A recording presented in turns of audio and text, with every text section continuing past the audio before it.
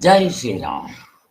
ಗುರುಗಳ ಮತ್ತೆ ದೇವರ ಆಶೀರ್ವಾದ ತಗೊಂಡು ಇವತ್ತು ನಾವು ಗೌಡಪಾದ ಹೃದಯ ಅದರಲ್ಲಿ ಎಪಿಸೋಡ್ 13 ಮಾಡಬೇಕಾಗಿದೆ. ಅಂದ್ರೆ ಅದ್ವೈತ ಪ್ರಕರಣವನ್ನ ನೋಡ್ತಾ ಇದ್ದೀವಿ. ಅದರಲ್ಲಿ ಎಪಿಸೋಡ್ 13 ಪೇಜ್ ನಂಬರ್ ಬಂದಿದ್ದೆ 237, PDF ಆದ್ರೆ 287. ಇಲ್ಲಿ ಹಿಂದೆ ಆಗಿದ್ದನ್ನು ಮೆಲ್ಕಾಕೊಂಡು ಹೋಗ್ಬೇಕಲ್ವಾ. ಹಿಂದೆ ಏನಾಯ್ತು? 18ನೇ ಮಂತ್ರನ ಮಾಡ್ತಾ ಇದ್ವಿ ನಾವು.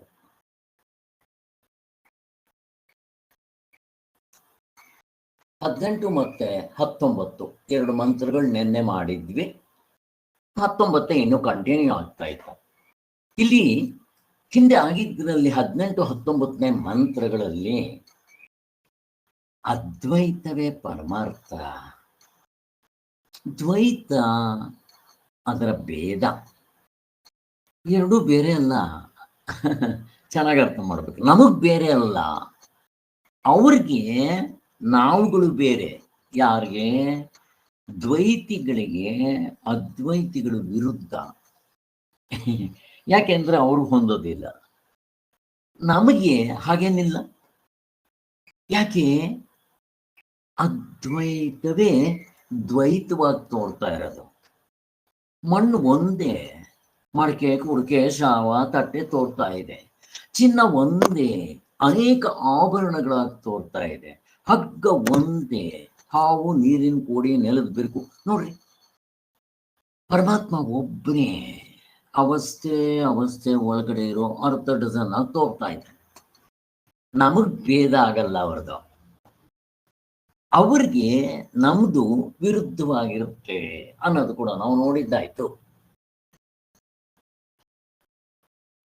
ಈ ಅವ್ರಿಗೆ ಏನಾಗುತ್ತೆ ಗೊತ್ತಾ? ಅವ್ರಿಗೆ ಈ ನಮ್ಮದು ಅದ್ವೈತ ಅಂತ ಅನ್ನೋದು ವಿರುದ್ಧವಾಗಿರುತ್ತೆ. ಅವ್ರದ್ದೇನು ಪರಮಾರ್ಥನ? ಇಲ್ಲ, ಅಪರಮಾರ್ಥ.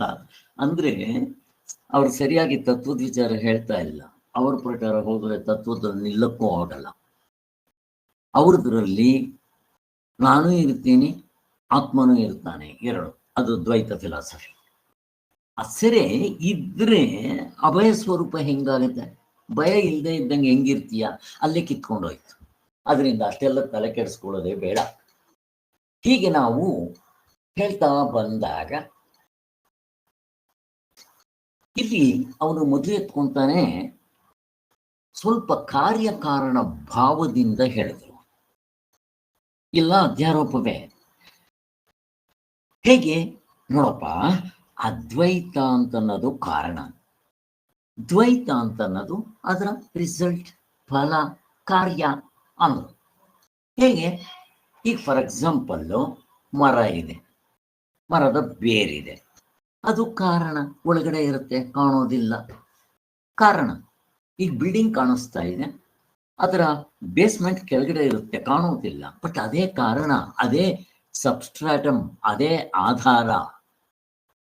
ಅದ್ರ ಮೇಲ್ ತಾನೇ ಮನೆ ಕಾಣೋದು. ಆದ್ದರಿಂದ ನೀವು ಅದ್ವೈತವನ್ನ ಕಾರಣ ಅಂತಂದ್ರೆ, ಈ ದ್ವೈತ ಅಂತಂದ್ರೆ ಅದನ್ನ ಕಾರ್ಯ ಅಂತ ಅನ್ರಿ ಅಂತ ಫಸ್ಟ್ ಅಲ್ಲಿ ಕರ್ಕೊಂಬರೋಣ. ಅದು ತಪ್ಪಾಗುತ್ತೆ ಹಂಗೆ ಹೇಳೋದೇನೋ ಇರ್ಲಿ. ಮೊದಲು ಒಂದು ಲೆವೆಲ್ಗೆ ಕರ್ಕೊಂಡ್ಬಂದ್ರ ಅವನ್ನ. ಸೊ ಅವನಿಗೆ ಬೇಕಾದಷ್ಟು ಶಾಸ್ತ್ರಗಳನ್ನ ಕೊಟ್ಟು ತಿಳಿಸ್ಕೊಟ್ರು. ಏನಂತ? ನೋಡಪ್ಪ, ಮೊದಲು ತನಗೆ ಎರಡನೇದಿಲ್ಲದ ಒಂದೇ ಆಗಿತ್ತು, ಬೃಹದಾರಣ್ಯಕದಲ್ಲಿ ಎಲ್ಲತ್ರಲ್ಲೂ. ಅದು ಯೋಚನೆ ಮಾಡಿ ನಾನು ಅನೇಕವಾಗಬೇಕು ಅಂತ ಆಯಿತು. ನೋಡು, ಶಾಸ್ತ್ರದಲ್ಲೂ ಹೇಳ್ತಾ ಇದೆ. ಅಂದ್ರೆ ಶಾಸ್ತ್ರದ್ದು ಕೂಡ ನಾವು ಆಧಾರ ಕೊಡ್ತಾ ಇದ್ದೀವಿ ಅಂತ ಹೇಳ್ತಾ.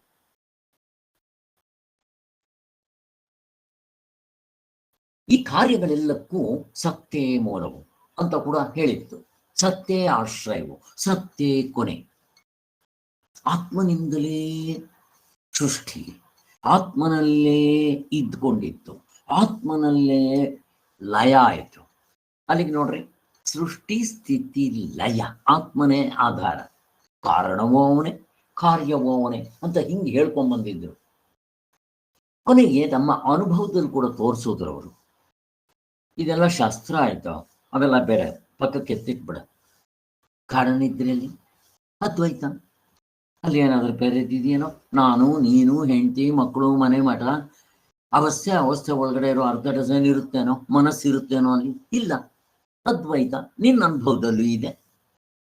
ದ್ವೈತದಲ್ಲಿ ಎದ್ದಿದ ತಕ್ಷಣ ದ್ವೈತ ಏನ್ ವಿರುದ್ಧನೇನು? ಏನಿಲ್ಲ. ನಾನೇ ಗಾಢನಿದ್ರೆಯಲ್ಲಿ ಅದ್ವೈತನಾಗಿದ್ದೆ, ದೃಶ್ಯ ಪ್ರಪಂಚದಲ್ಲಿ ದ್ವೈತವಾಗಿ ತೋರ್ತಾ ಇದ್ದೀನಿ, ಅನೇಕವಾಗಿ ತೋರ್ತಾ ಇದ್ದೀನಿ. ಹೇಗೆ ಮಣ್ಣೆ ಇತ್ತು ಮಡಕೆ ಕುಡಿಕೆ ಆಯ್ತು ಹಾಗೆ ಅಂತ ಹೇಳ್ತಾ ಇದ್ದಾರೆ ಅವರು. ಸೊ ಹೀಗೆ ಅನುಭವವನ್ನು ಕೂಡ ತೋರಿಸಿದ್ರು ಅವನಿಗೆ.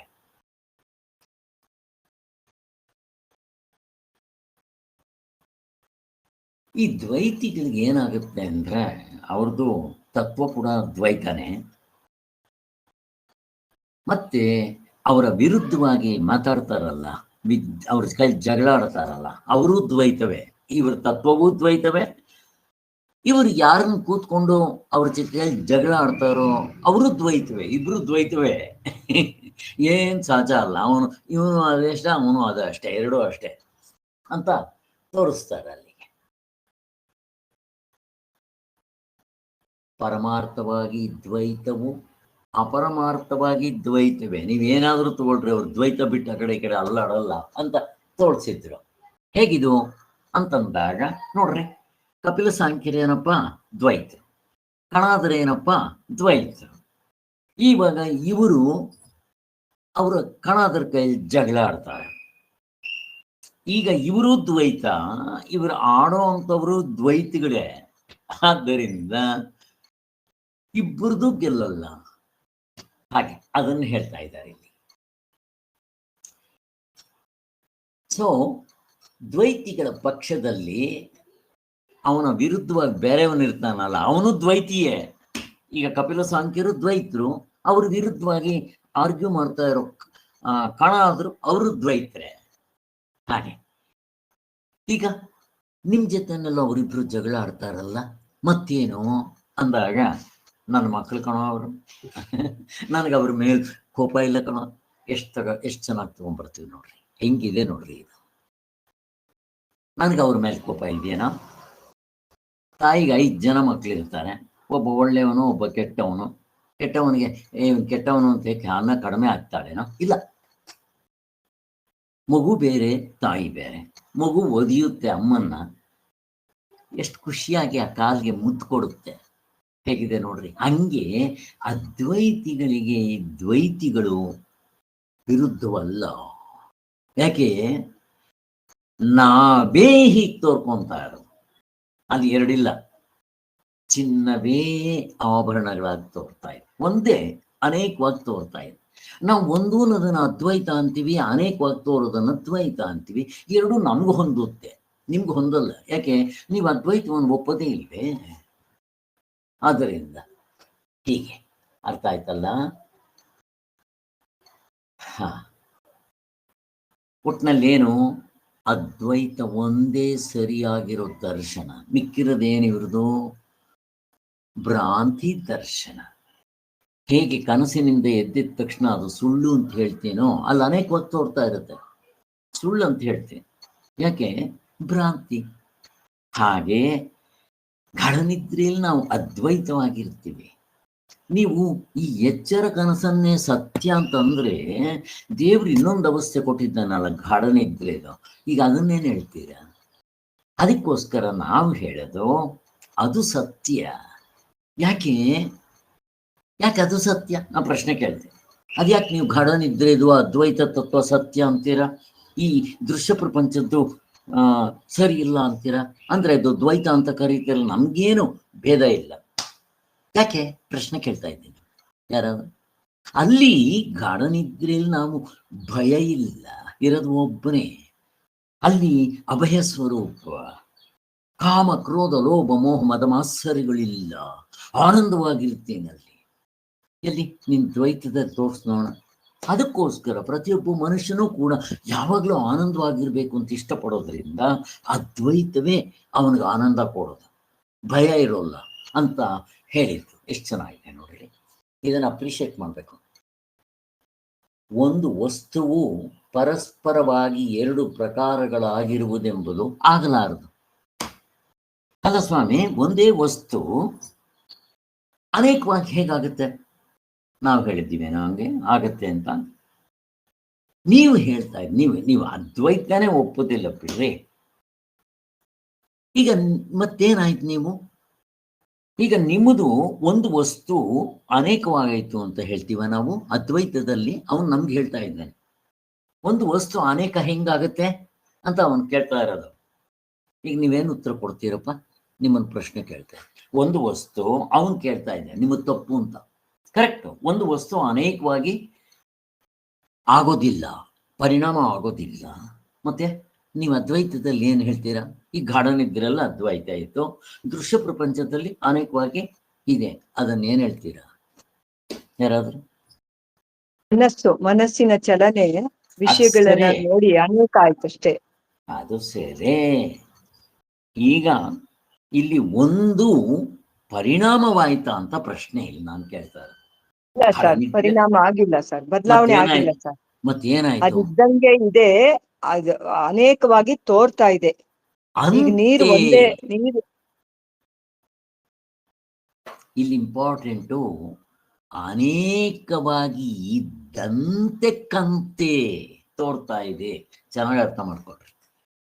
ಒಂದು ಅನೇಕವಾಗಿ ಆಗೋದಿಲ್ಲ, ಅವ್ರು ನಮ್ಮಂಗೆ ಹೇಳ್ತಾ ಇದ್ದಾರೆ.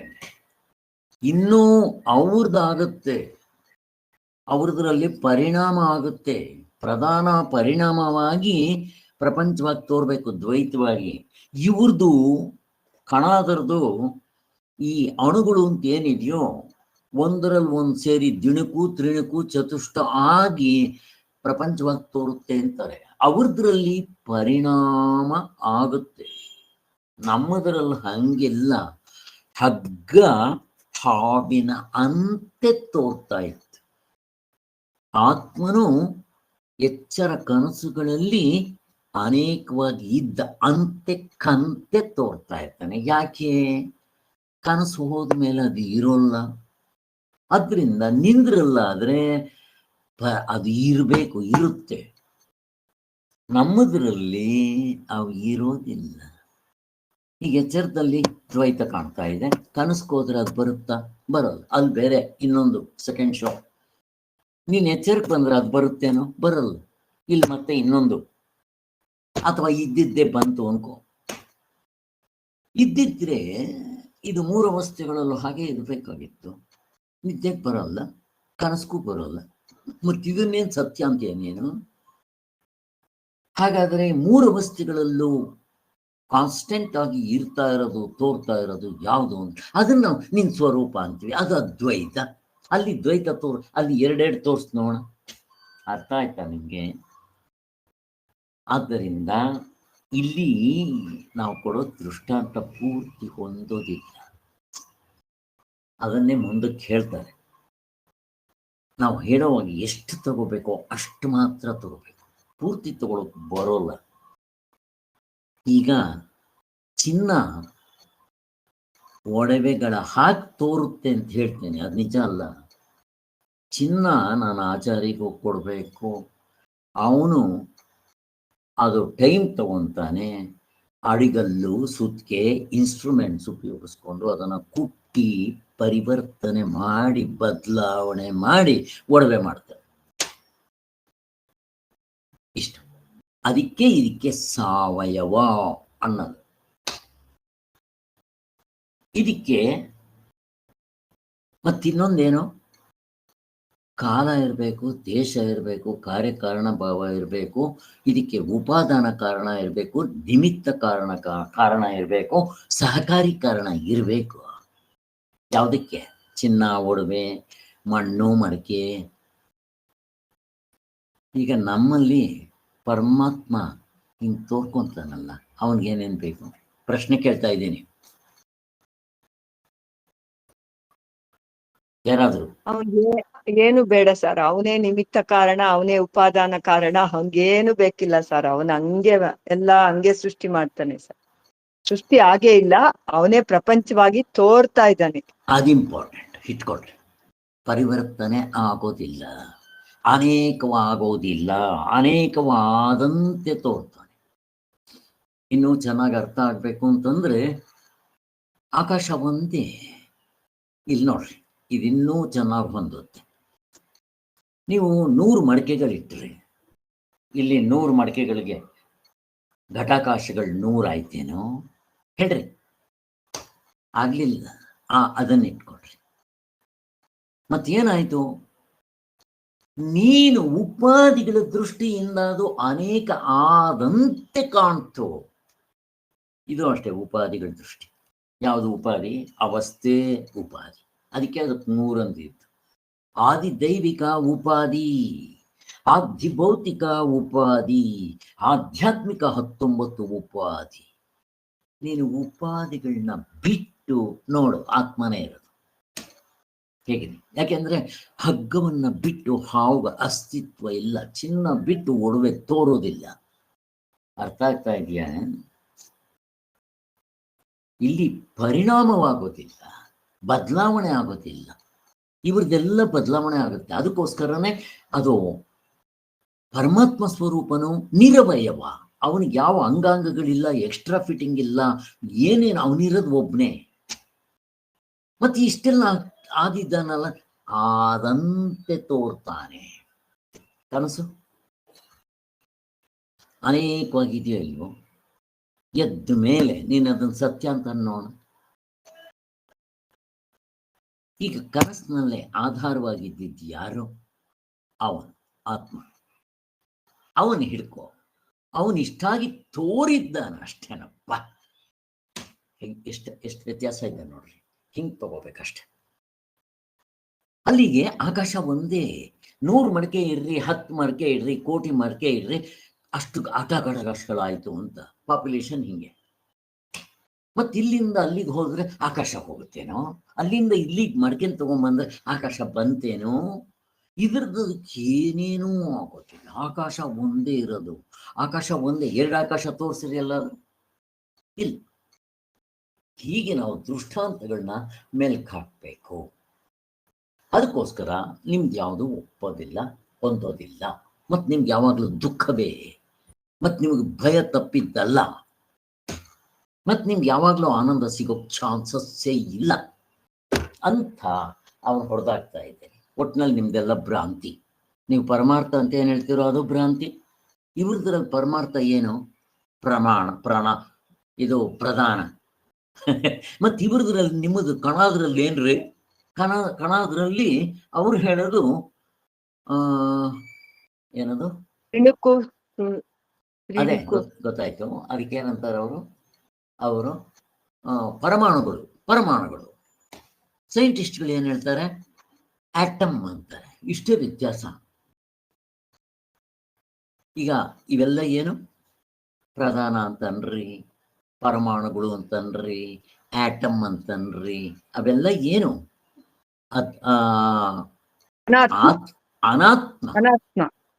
ಅನಾತ್ಮದಿಂದ ಆತ್ಮ ಹುಟ್ಟುತ್ತಾ, ಚೈತನ್ಯ ಹುಟ್ಟುತ್ತಾ?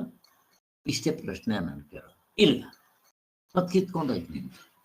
ಅದ್ರ ಜೊತೆಗೆ ನೀವು ಪರಿವರ್ತನೆ ಬರೇ ಆಗುತ್ತೆ ಅಂತಾರೆ.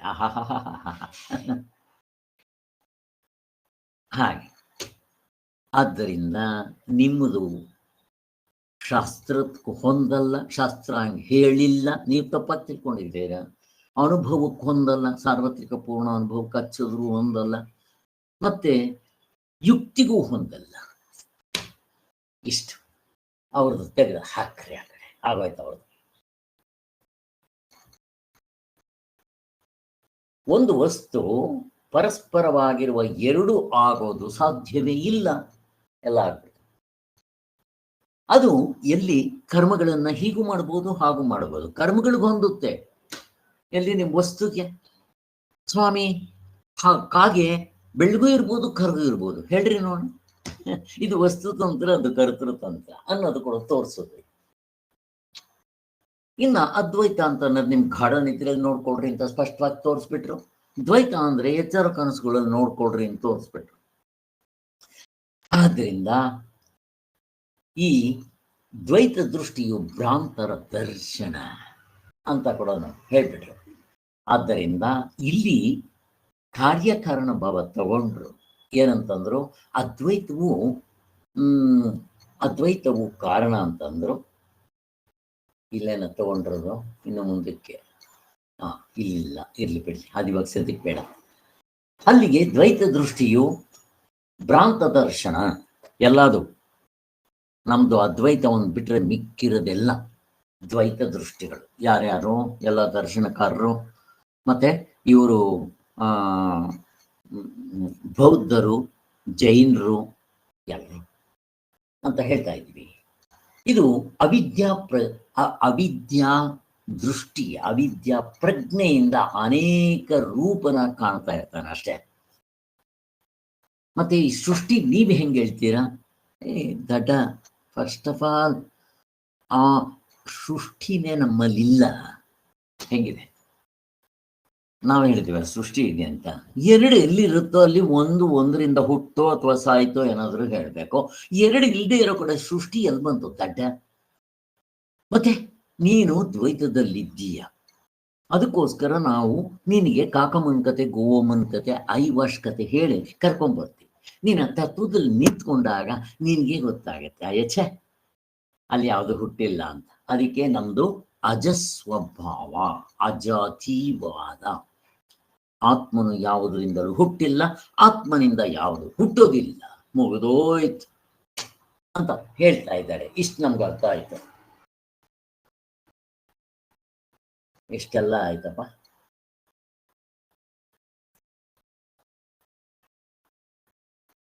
ಇನ್ನ ಅದ್ವೈತ ಸಿದ್ಧಾಂತಕ್ಕೂ ಶೂನ್ಯವಾದಕ್ಕೂ ಇರುವ ವ್ಯತ್ಯಾಸ ಹೇಳಿದ್ರು. ಇಲ್ಲಿ ಶೂನ್ಯವಾದವರು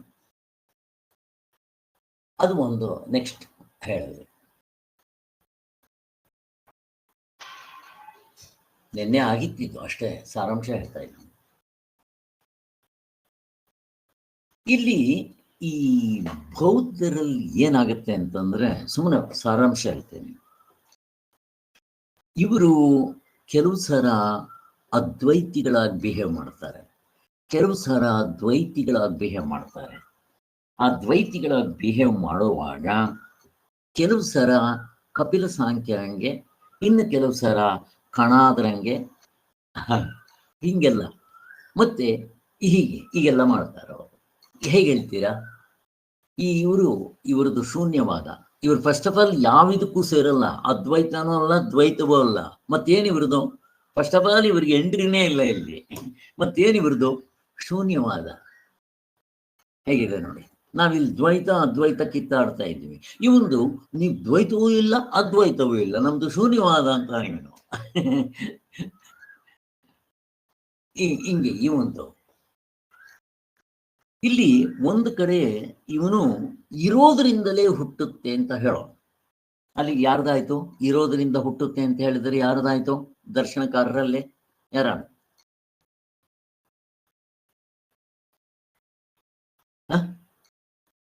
ಹಲೋ,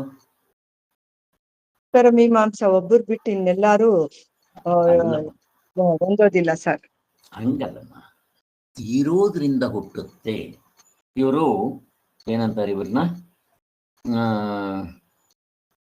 ಏನಂತಾರೆ? ಇರೋದು ಹುಟ್ಟುತ್ತೆ ಅಂತಾರೆ.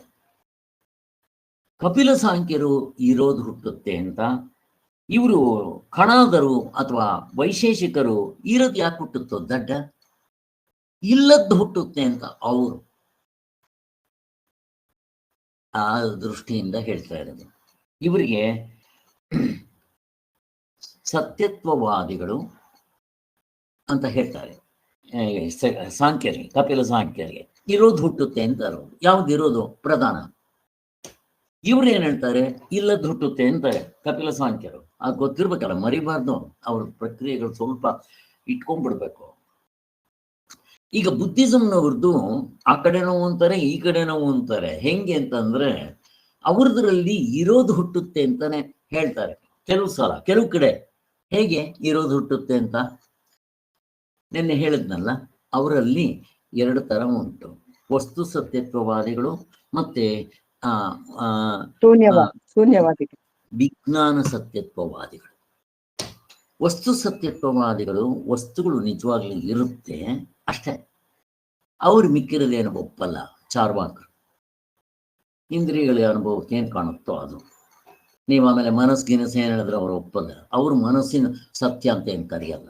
ಇನ್ನು ಇವರಲ್ಲೇ ಇನ್ನೊಂದು ಗ್ರೇಡೇಷನ್ ಇರ್ತಾರೆ, ಅವರು ವಿಜ್ಞಾನ ಸತ್ಯತ್ವವಾದಿಗಳು, ಮನಸ್ಸಿದೆ ಅಂತಾರೆ. ಅಂದ್ರಿಂದ ಇಲ್ಲಿ ಆ ವಸ್ತುಗಳು ಇದೆ ಅಂತ ಗೊತ್ತಾಗ್ಬೇಕಾದ್ರೆ ನಿನಗೆ ಮನಸ್ಸಿರ್ಬೇಕು. ಅಲ್ಲಿಗೆ ಮನಸ್ಸು ಕಾರಣ, ಆ ವಸ್ತುಗಳು ಕಾರ್ಯ ಆಯ್ತು.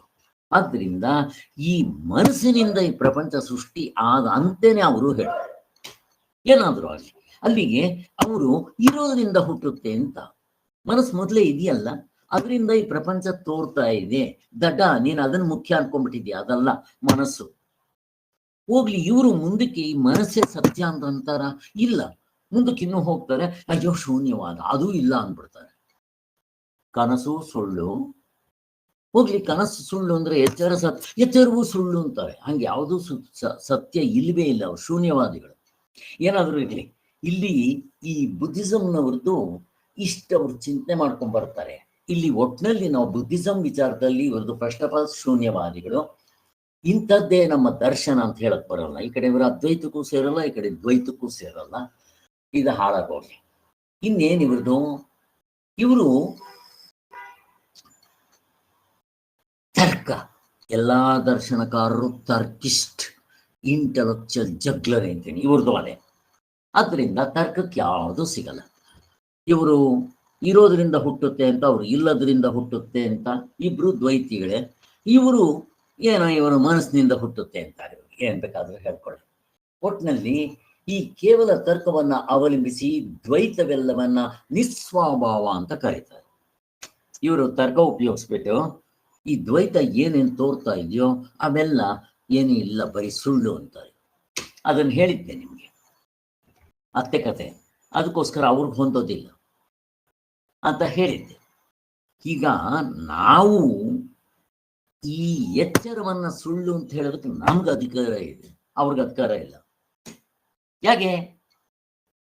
ಈಗ ಕನಸನ್ನ ನೋಡಿದಾಗ ಸತ್ಯವಾಗಿರುತ್ತೆ, ಎದ್ದಿದ ತಕ್ಷಣ ನಾನೇ ಕನಸನ್ನು ಹೊಡೆದಾಗ ಅದಕ್ಕೆ ಶಾಸ್ತ್ರ ಗುರು ಬೇಕೇನೋ? ಸ್ವಾಮಿ ಕನಸು ಸುಳ್ಳು ಬಿಡ್ರಿ ಅಂತ. ಹಾಗೇ ಎಚ್ಚರವೂ ಸುಳ್ಳು ಅಂತಾರೆ ಇವರು. ಈಗ ನಿನಗೆ ಎಚ್ಚರ ಸುಳ್ಳು ಅನ್ನೋದಕ್ಕೆ ಆಧಾರ ಏನಿದೆ? ಇಲ್ಲ, ಝೀರೋ. ಅವನು ನಮ್ಮನ್ನು ಕೇಳ್ತಾನೆ, ನಿನ್ಗೇನಿದೆ ಆಧಾರ ಅಂತ. ನಾವೇನು ಹೇಳ್ತೀವಿ? ಎಚ್ಚರದಲ್ಲಿ ಮುಕ್ತನಾದವನಿದ್ದಾನೆ, ಅವನ ದೃಷ್ಟಿಯಿಂದ ಎಚ್ಚರವೂ ಕೂಡ ಕನಸಿನಂಗೆ ಸುಳ್ಳು ಅಂತ ಹೇಳ್ತೀವಿ. ನಿನಗೆ ಶೂನ್ಯವಾದಿ, ನೀನು ಆತ್ಮನೇ ಒಪ್ಪಲ್ಲ. ಯಾವುದೋ ಒಂದು ಅದ್ವೈತ ತತ್ವ ಇದೆ ಅನ್ನೋದೇ ಒಪ್ಪಲ್ಲ ನೀನು, ಮತ್ತೆ ನಿನಗೆ ಹೊಂದೋದಿಲ್ಲ. ನೀನು ಅದು ಹೇಳೋದಕ್ಕೆ ನಿನ್ಗೆ ಅಧಿಕಾರನೇ ಇಲ್ಲ, ಬಾಯ್ ಮುಚ್ಚ್ ಅಂತ ಅನ್ಬೇಕು. ಇಷ್ಟು ಅವ್ರದ್ದು ವಾದಗಳಲ್ಲಿ ಗೊತ್ತಾಯಿತು. ಆದ್ದರಿಂದ ನಾವು ಅದ್ವೈತ ಸಿದ್ಧಾಂತದಲ್ಲಿಯೋ ಸಾರ್ವತ್ರಿಕ ಪೂರ್ಣ ಅನುಭವದಿಂದ ತೋರಿಸ್ಬಿಡ್ತೀವಿ. ಎಲ್ಲ ದರ್ಶನಕಾರರಿಗೂ ಇದು ಚೆನ್ನಾಗಿ ಗೊತ್ತಾಗ್ಬಿಡುತ್ತೆ ಅನ್ನೋದಕ್ಕೋಸ್ಕರ ಹೇಳಿದ್ವಿ. ಇನ್ನೊಂದು, ಈ ದ್ವೈತಿ ದರ್ಶನಗಳು ಎಲ್ಲರೂ, ಈವನ್ ಬುದ್ಧಿಸಮ್, ಜೈನರು, ಪ್ರತಿಯೊಬ್ಬರು ಕೂಡ ಎಚ್ಚರಕ್ಕೆ ಇಂಪಾರ್ಟೆನ್ಸ್ ಕೊಟ್ಟು ಎಚ್ಚರದಿಂದ ಕನಸು ನಿದ್ದೆ ಮೆಷರ್ ಮಾಡಕ್ಕೆ ಹೋಗ್ತಾರೆ, ಸಾಯ್ತಾರೆ. ಅವ್ರಿಗೆ ಪೂರ್ತಿ ತತ್ವ ಸಿಗೋದಿಲ್ಲ. ಅದಕ್ಕೆ ಅವ್ರದ್ದು ಕಸವಿಸ ಮಾಡ್ಕೊಂಡ್ಬಿಡ್ತಾರೆ, ಮನಸ್ಸಿನೆಲ್ಲ ಗಲ್ಗಲಿಜ್ ಮಾಡ್ಕೊಂಡು ಚಿತ್ತ ಮಾಡ್ಕೊಂಡ್ಬಿಡ್ತಾರೆ ಅವರು. ಅದಕ್ಕೆ ಅವ್ರಿಗೆ ಇಂಥದ್ದು ಅಂಥದ್ದು ಸರಿಯಾಗಿ ಅವ್ರಿಗೆ ಅದನ್ನ ಹೇಳೋಕ್ ಬರೋಲ್ಲ ಅನ್ನೋದು. ಹೀಗೆ ಕೊನೆಗೆ ಇದು ಕೂಡ ಇನ್ನೊಂದು ಎಕ್ಸಾಂಪಲ್ ಕೊಡ್ತಾರೆ, ಬೇಕಾದಷ್ಟು ದೃಷ್ಟಾಂತಗಳಿದೆ. ಬಿಂಬ ಪ್ರತಿಬಿಂಬ. ಬಿಂಬ ಒಂದೇ, ಬಿಂಬ ಎಷ್ಟಿರ್ತಾರೆ? ಒಂದೇ. ಪ್ರತಿಬಿಂಬ ಅನೇಕ ಅಂತ ಹೇಳಿ ಆ ಮನುಷ್ಯ ಇದು ಪಿಕ್ಚರ್ ಹೇಳಿದ್ನಲ್ಲ ನಾನು, ಎಂಟರ್ ದಿ ಡ್ರ್ಯಾಗನ್, ನೆನ್ಸ್ಕೊಂಡ್ರೆ ಗೊತ್ತಾಗ್ತದೆ. ಅಲ್ಲಿ ನೀವು ಒಳಗೆ ಹೋಗ್ಬಿಟ್ರೆ ಅನೇಕ ಕರಡಿಗಳಿರೋದ್ರಿಂದ ಅನೇಕ ಜನ ಕಾಣ್ತಾರೆ. ಅದೇ ಮನುಷ್ಯನಿಗೆ ಅದು ಗೊತ್ತಿರೋದ್ರಿಂದ ಅವನಲ್ಲಿ ಹೋಗಿದ್ದೆ ಎಂಜಾಯ್ ಮಾಡಿಕೊಂಡು ಮೇಕಪ್ ಮಾಡಿಕೊಂಡು ಹಾಗೆ ಖುಷಿಯಾಗಿ ಹೊರಗಡೆ ಬರ್ತಾನೆ. ಅದೇ ಅವನ ನಾಯಿ ಹೋದಾಗ ಅನೇಕ ನಾಯಿಗಳಿದೆ ಅಂತ ಹೇಳೋದು ಗೊತ್ತಾಗಲ್ಲ, ಅದಕ್ಕೆ ವಿವೇಕ ಇಲ್ಲ, ಬೊಗ್ಲಿ ಸತ್ತಿರುತ್ತದು. ಇಷ್ಟೇ ವ್ಯತ್ಯಾಸ. ಅದ್ವೈತಿಗಳು ದ್ವೈತದಲ್ಲಿದ್ದರೂ ಖುಷಿಯಾಗಿ ಆನಂದವಾಗಿರ್ತಾರೆ. ಯಾಕೆ? ನಾನೇ ಅಲ್ಲಿರೋದು, ನಾನು ಬೇರೆ ಅವರು ಬೇರೆ ಅಲ್ಲ. ಅದಕ್ಕೆ ಅವ್ರು ನಮ್ಗೆ ಏನು ಮಾಡಿದ್ರು ಪಾಪ ಮಕ್ಕಳು ಗೊತ್ತಿಲ್ಲ ಅಂತ ಅನ್ಕೊಂಡು ಸುಮ್ಮನೆ ಇರ್ತೀವಿ ನಾವು. ಅವ್ರಂಗಿರ್ಲಿ ನೋಡೋಣ, ಇರಕ್ಕೆ ಬರೋಲ್ಲ ಅವ್ರಿಗೆ. ಇಷ್ಟು ವ್ಯತ್ಯಾಸ ಅಂತ ಹೇಳಿದ್ದಾಯ್ತು. ಅದು ಆಯಿತು. ಇನ್ನು ನೆಕ್ಸ್ಟು 19ನೇ ಮಂತ್ರದ ಸಾರಾಂಶ ಹೇಳಿಬಿಟ್ರೆ ಇವತ್ತಾಗೋಯ್ತು. 19ನೇ ಮಂತ್ರದಲ್ಲಿ ಏನು ಹೇಳಿದ್ವಿ? ಇನ್ನು ಬೇರೆ ಯಾವ ಮಾಯೆಯಿಂದಲೇ ಭಿನ್ನವಾಗಿರುತ್ತೆ. ಮಾಯೆ, ಅಂತೆ ಕಂತೆ ಮಾಯೆ ಚೆನ್ನಾಗಿಟ್ಕೊಳ್ಬೇಕು. ನಮ್ಮ ಅದ್ವೈತದಲ್ಲಿ ದ್ವೈತ ಹೇಳ್ತೀವಿ, ಬಟ್ ನಿಜವಾಗ್ಲೂ ಇದೆ ಅಂತಲ್ಲ. ಅದು ಕನಸಿನ ಅಂತೆ, ಗಂಧರ್ವ ನಗರದಂತೆ ಮೆಜಿಷಿಯನ್ ಅವನು ಸೃಷ್ಟಿ ಮಾಡಿದ ಹೂವು ಪಾರಿವಾಳ ಅಂತೆ ಅವನೊಬ್ಬನೇ ಇರೋದು. ಅವನು ಏನೇನೋ ಸೃಷ್ಟಿ ಮಾಡ್ತಾನೆ, ಹೂವು ಸೃಷ್ಟಿ ಮಾಡ್ತಾನೆ, ಕ್ಯಾಪ್ ಸೃಷ್ಟಿ ಮಾಡ್ತಾನೆ, ಪಾರಿವಾಳ ಸೃಷ್ಟಿ ಮಾಡ್ತಾನೆ, ಏನೇನೋ ಮಾಡ್ತಾನೆ. ಇವು ನಿಜವಾಗಿ ಏನಿಲ್ಲ, ಇರೋದು ಒಬ್ಬನೇ ನಮಗ್ ಕಣ್ಕೊಟ್ಟು. ಹಂಗೆ ಈ ದ್ವೈತ ಪ್ರಪಂಚ ನಮಗೆ ಸತ್ಯವಾಗಿದ್ದಂತೆ ಇರುತ್ತೆ ಅಂತ ಹೇಳ್ತಾ ಇದ್ದಾರೆ. ಮಾಯೆಯಿಂದ ಭಿನ್ನವಾಗಿರುತ್ತೆ ಅಷ್ಟೇ ಹೊರ್ತು ನಿಜವಾಗ್ಲೂ ಹಂಗೇನು ಆಗಿಲ್ಲ. ಚೆನ್ನಾಗಿ ಅರ್ಥ ಮಾಡ್ಕೋಬೇಕು. ನಿಜವಾಗ್ಲೂ ಎರಡಾಗಿದೆಯೇನೋ ಇದು. ಹಂಗೆ ಹಾಗಿದ್ದಿದ್ರೆ ಕನಸು ಸತ್ಯವಾಗಿತ್ತು, ಎದ್ದಿದ ತಕ್ಷಣ ಯಾಕೆ ಸುಳ್ಳು ಅಂತಂದೆ? ಮಾಯೆ ಹಾಗೆ ಅಂತ ಹೇಳ್ತಾರೆ. ಬೇರೆ ಯಾವ ಪ್ರಕಾರದಿಂದಲೂ ಅಜವಾದದ್ದು ಭಿನ್ನವಾಗಲಾರದು. ಅಜ ಅಂದರೆ ಆತ್ಮನು ಹುಟ್ಟೋದಿಲ್ಲ, ಆತ್ಮನಿಂದಲೂ ಯಾವುದು ಹುಟ್ಟೋದಿಲ್ಲ, ಮತ್ತದು ಅನೇಕ ಆಗೋದೂ ಇಲ್ಲ. ಆದಂತೆ ತೋರುತ್ತೆ, ಹಂಗೆ ಬೇಕಾದ್ರೆ ಇಟ್ಕೊಳ್ರಿ. ಅಕಸ್ಮಾತ್ ಅದೇನಾದರೂ ನಿಜವಾಗ್ಲೂ ಭಿನ್ನವಾಗಿದ್ದರೆ ಏನಾಗುತ್ತವಾಗ? ಅದು ಸಾಯ್ಬೇಕಾಗತ್ತೆ. ಮತ್ತೇನಾಗುತ್ತೆ? ಅದು ಮರ್ತ್ಯ, ದುಃಖ. ನನಗೆ ಬೇಕಾಗಿರೋದೇ ಆನಂದ. ಮತ್ತೆ ಈ ಅಲ್ಲೂ ದುಃಖ ಇಲ್ಲೂ ದುಃಖ ಅಂದ್ರೆ ನಾನು ಕಟ್ಕೊಂಡು ಏನಾಗಬೇಕು? ಅದಕ್ಕೆ ಅದು ಹೊಂದೋದಿಲ್ಲ ಅಂತ 19ನೇ ಮಂತ್ರದಲ್ಲಿ ಹೊಡೆದಾಕ್ಬೇಕು. ಆದ್ದರಿಂದ ಇಲ್ಲಿ ದ್ವೈತವು ನಿಜವಾಗಿ ಅದ್ವೈತದ ಕಾರ್ಯವೆಂದರೆ ದೋಷ. ಈ ದೋಷ ತೆಗೆದಾಗ್ತಾ ಇದ್ದಾರೆ ಎಲ್ಲ ಅಧ್ಯಾರೋಪಾಪವಾದ್ಯಂತ. ಇದಕ್ಕಿಂತ ಹಿಂದೆ ಏನ್ ಮಾಡಿದ್ರು? ಹೋಗ್ಲಿ, ಕಾರಣ ಅಂತ ಇಟ್ಕೊಡ್ರಿ, ಅದ್ವೈತವನ್ನ ಕಾರಣ ಅಂತ ಇಟ್ಕೊಡ್ರಿ, ದ್ವೈತವನ್ನ ಕಾರ್ಯ ಅಂತ ಇಟ್ಕೊಡ್ರಿ, ನಿಮ್ಗೇನವಾಗ ಕಷ್ಟ ಆಗಲ್ಲ ಅಂತ. ಹೇಗೆ? ಮರದ ಬೇರು ಕಾರಣ, ಬೇರು, ಅದರಿಂದ ಇವೆಲ್ಲ ಬಂತು ಹಾಗೆ. ಸೊ ಹಾಗಿಟ್ಕೊಳ್ರಿ ಅಂತ ಅಲ್ಲಿ ಹೇಳಿದ್ರು, ಇಟ್ಕೊಂಡ್ವಿ. ನಾವು ಒಂದು ಸ್ವಲ್ಪ ಮೇಲಕ್ಕೆ ಬಂದ್ಮೇಲೆ ನೀನೇನ್ ತಿಳ್ಕೊಂಡಿದ್ದೀಯ ಅದು ತಪ್ಪು ಅಂತ ಹೇಳಿದ್ರೆ ಹೊಡೆದಾಗ್ತಾ ಇದ್ದಾರೆ. ಅಕಸ್ಮಾತ್ ನಾವು ಕಾರಣ ಅಂತ ಏನಾದ್ರೂ ಒಪ್ಕೊಂಡ್ಬಿಟ್ರೆ, ಆತ್ಮನನ್ನ ಕಾರಣ ಅಂತ ಒಪ್ಕೊಂಡ್ಬಿಟ್ರೆ ಏನಾಗುತ್ತೆ ಅಂತ ಹಾಕಿದ್ರೆ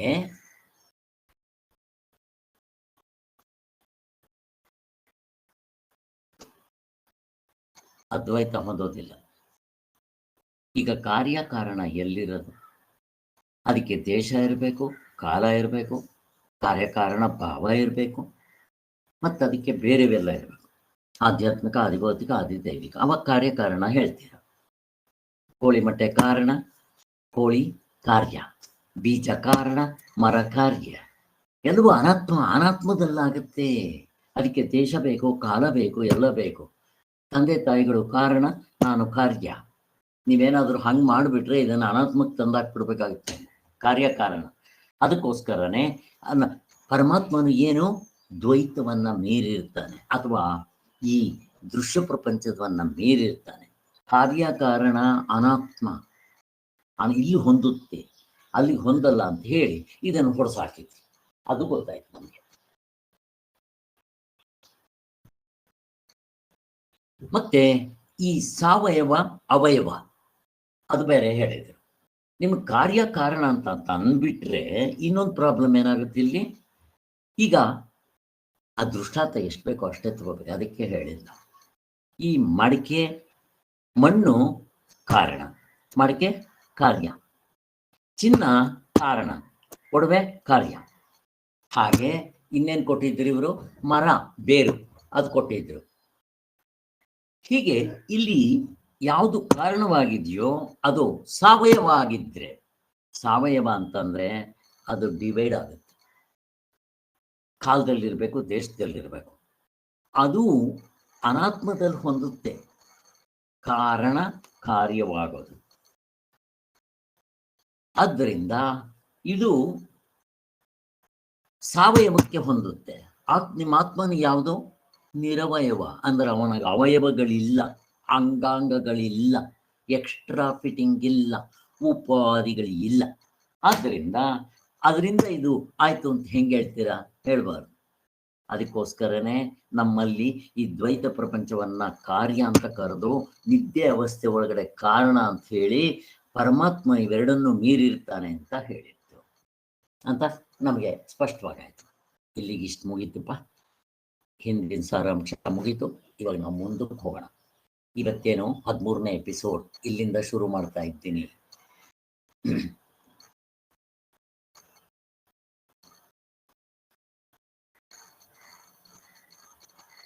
ಸೊ ಅಲ್ಲಿಗೆ ಈ ಪರಿಣಾಮವಾಗಿ ಪ್ರಪಂಚ ಆಯಿತು ಅನ್ನೋದು ಒಪ್ಪೋದಿಲ್ಲ. ಪರಮಾಣುಗಳು ದಿನಕ್ಕೂ ತ್ರಿನಿಕ್ಕೂ ಆಗಿ ಜಗತ್ತಾಗುತ್ತೆ ಅನ್ನೋದು ನಾವು ಒಪ್ಪಲ್ಲ. ಮತ್ತು ನಿಮ್ದೇನು? ಪರಮಾತ್ಮನೇ ಪ್ರಪಂಚವಾದಂತೆ ತೋರ್ತಾ ಇರ್ತಾನೆ, ಅಂತೆಕಂತೆ. ಇಷ್ಟೇ, ಮುಗ್ದೋಯ್ತು. ಆದ್ದರಿಂದ ಪರಮಾರ್ಥವಾಗಿ ಇದ್ದುಕೊಂಡಿರುವ ಅದ್ವೈತವು ಇಲ್ಲೂ ದೃಷ್ಟಾಂತ ಕೊಡ್ತಾ ಇದ್ದಾರೆ. ಇನ್ನು ಹೆಂಗೆ ನಿಮ್ಗೆ ಪ್ರಪಂಚ ತೋರ್ತಾ ಇದೆ ದ್ವೈತ ಅಂತ ಅಂದಾಗ, ನೋಡ್ರಿ, ಚಂದ್ರ ಒಬ್ಬನೇ ಇರೋದು. ಇವನಿಗೆ ಕ್ಯಾಟ್ರಾಕ್ಟ್ ಬಂದಿದೆ, ಹೊರೆ ಬಂದಿದೆ. ಆಗೇನಾಗುತ್ತೆ? 2 ಚಂದ್ರರು ಕಾಣ್ತಾರೆ, 3 ಚಂದ್ರರು ಕಾಣ್ತಾರೆ.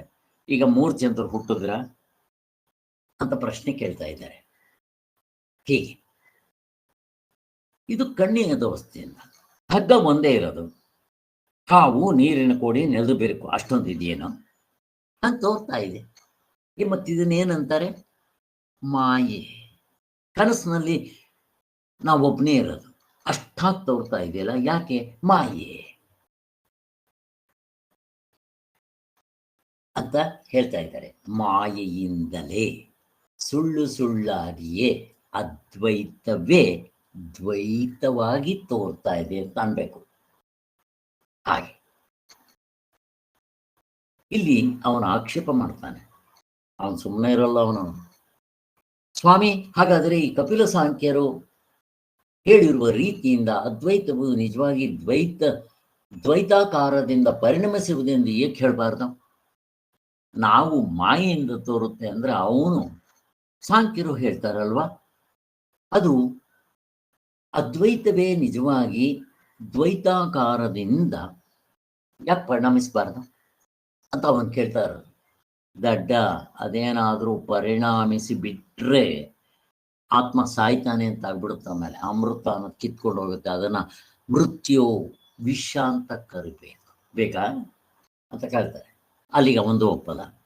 ಇನ್ನು ವೈಶೇಷಿಕರು ಪರಮಾಣುಗಳು ದಿಣುಕವೇ ಮುಂತಾದವುಗಳ ಕ್ರಮವಾಗಿ ಅದು ಆಗುತ್ತೆ ಅಂತ ಹೇಳ್ತಾರೆ. ಹಂಗೆ ಯಾಕಾಗಬಾರ್ದು ನಿಮ್ಮ ಅದ್ವೈತವೇ ಅಂತಂದಾಗ ಅವನು ಕೇಳ್ತಾ ಇರೋದು, ಅವನದು ಈ ಶಂಕೆ. ಇದಕ್ಕೇನು ಹೇಳ್ತಾರೆ ಅಂದರೆ, ನಿಜವಾಗಿಯೂ ಅದ್ವೈತವು ಕಾರ್ಯವಾಗಿ ದ್ವೈತ ರೂಪವನ್ನು ತಳೆದು ಹುಟ್ಟುವುದಾದರೆ ನಿನ್ನ ಪ್ರಕಾರ ಅದ್ವೈತವೇ ಕಾರ್ಯವಾಗಿ ಹುಟ್ಟುತ್ತೆ. ಕಪಿಲ ಸಾಂಖ್ಯರ ಹಾಗೆ ಪ್ರಧಾನವು ಅಥವಾ ಇವ್ರ ಹಾಗೆ ಇದಾಗಿ ಏನಾದರೂ ಆಗುತ್ತೆ ಅಂತಂದ್ರೆ ಅದ್ವೈತವು ತನ್ನ ಅಜತ್ವವನ್ನ ಬಿಟ್ಟು ಬಿಡಬೇಕಾಗುತ್ತೆ.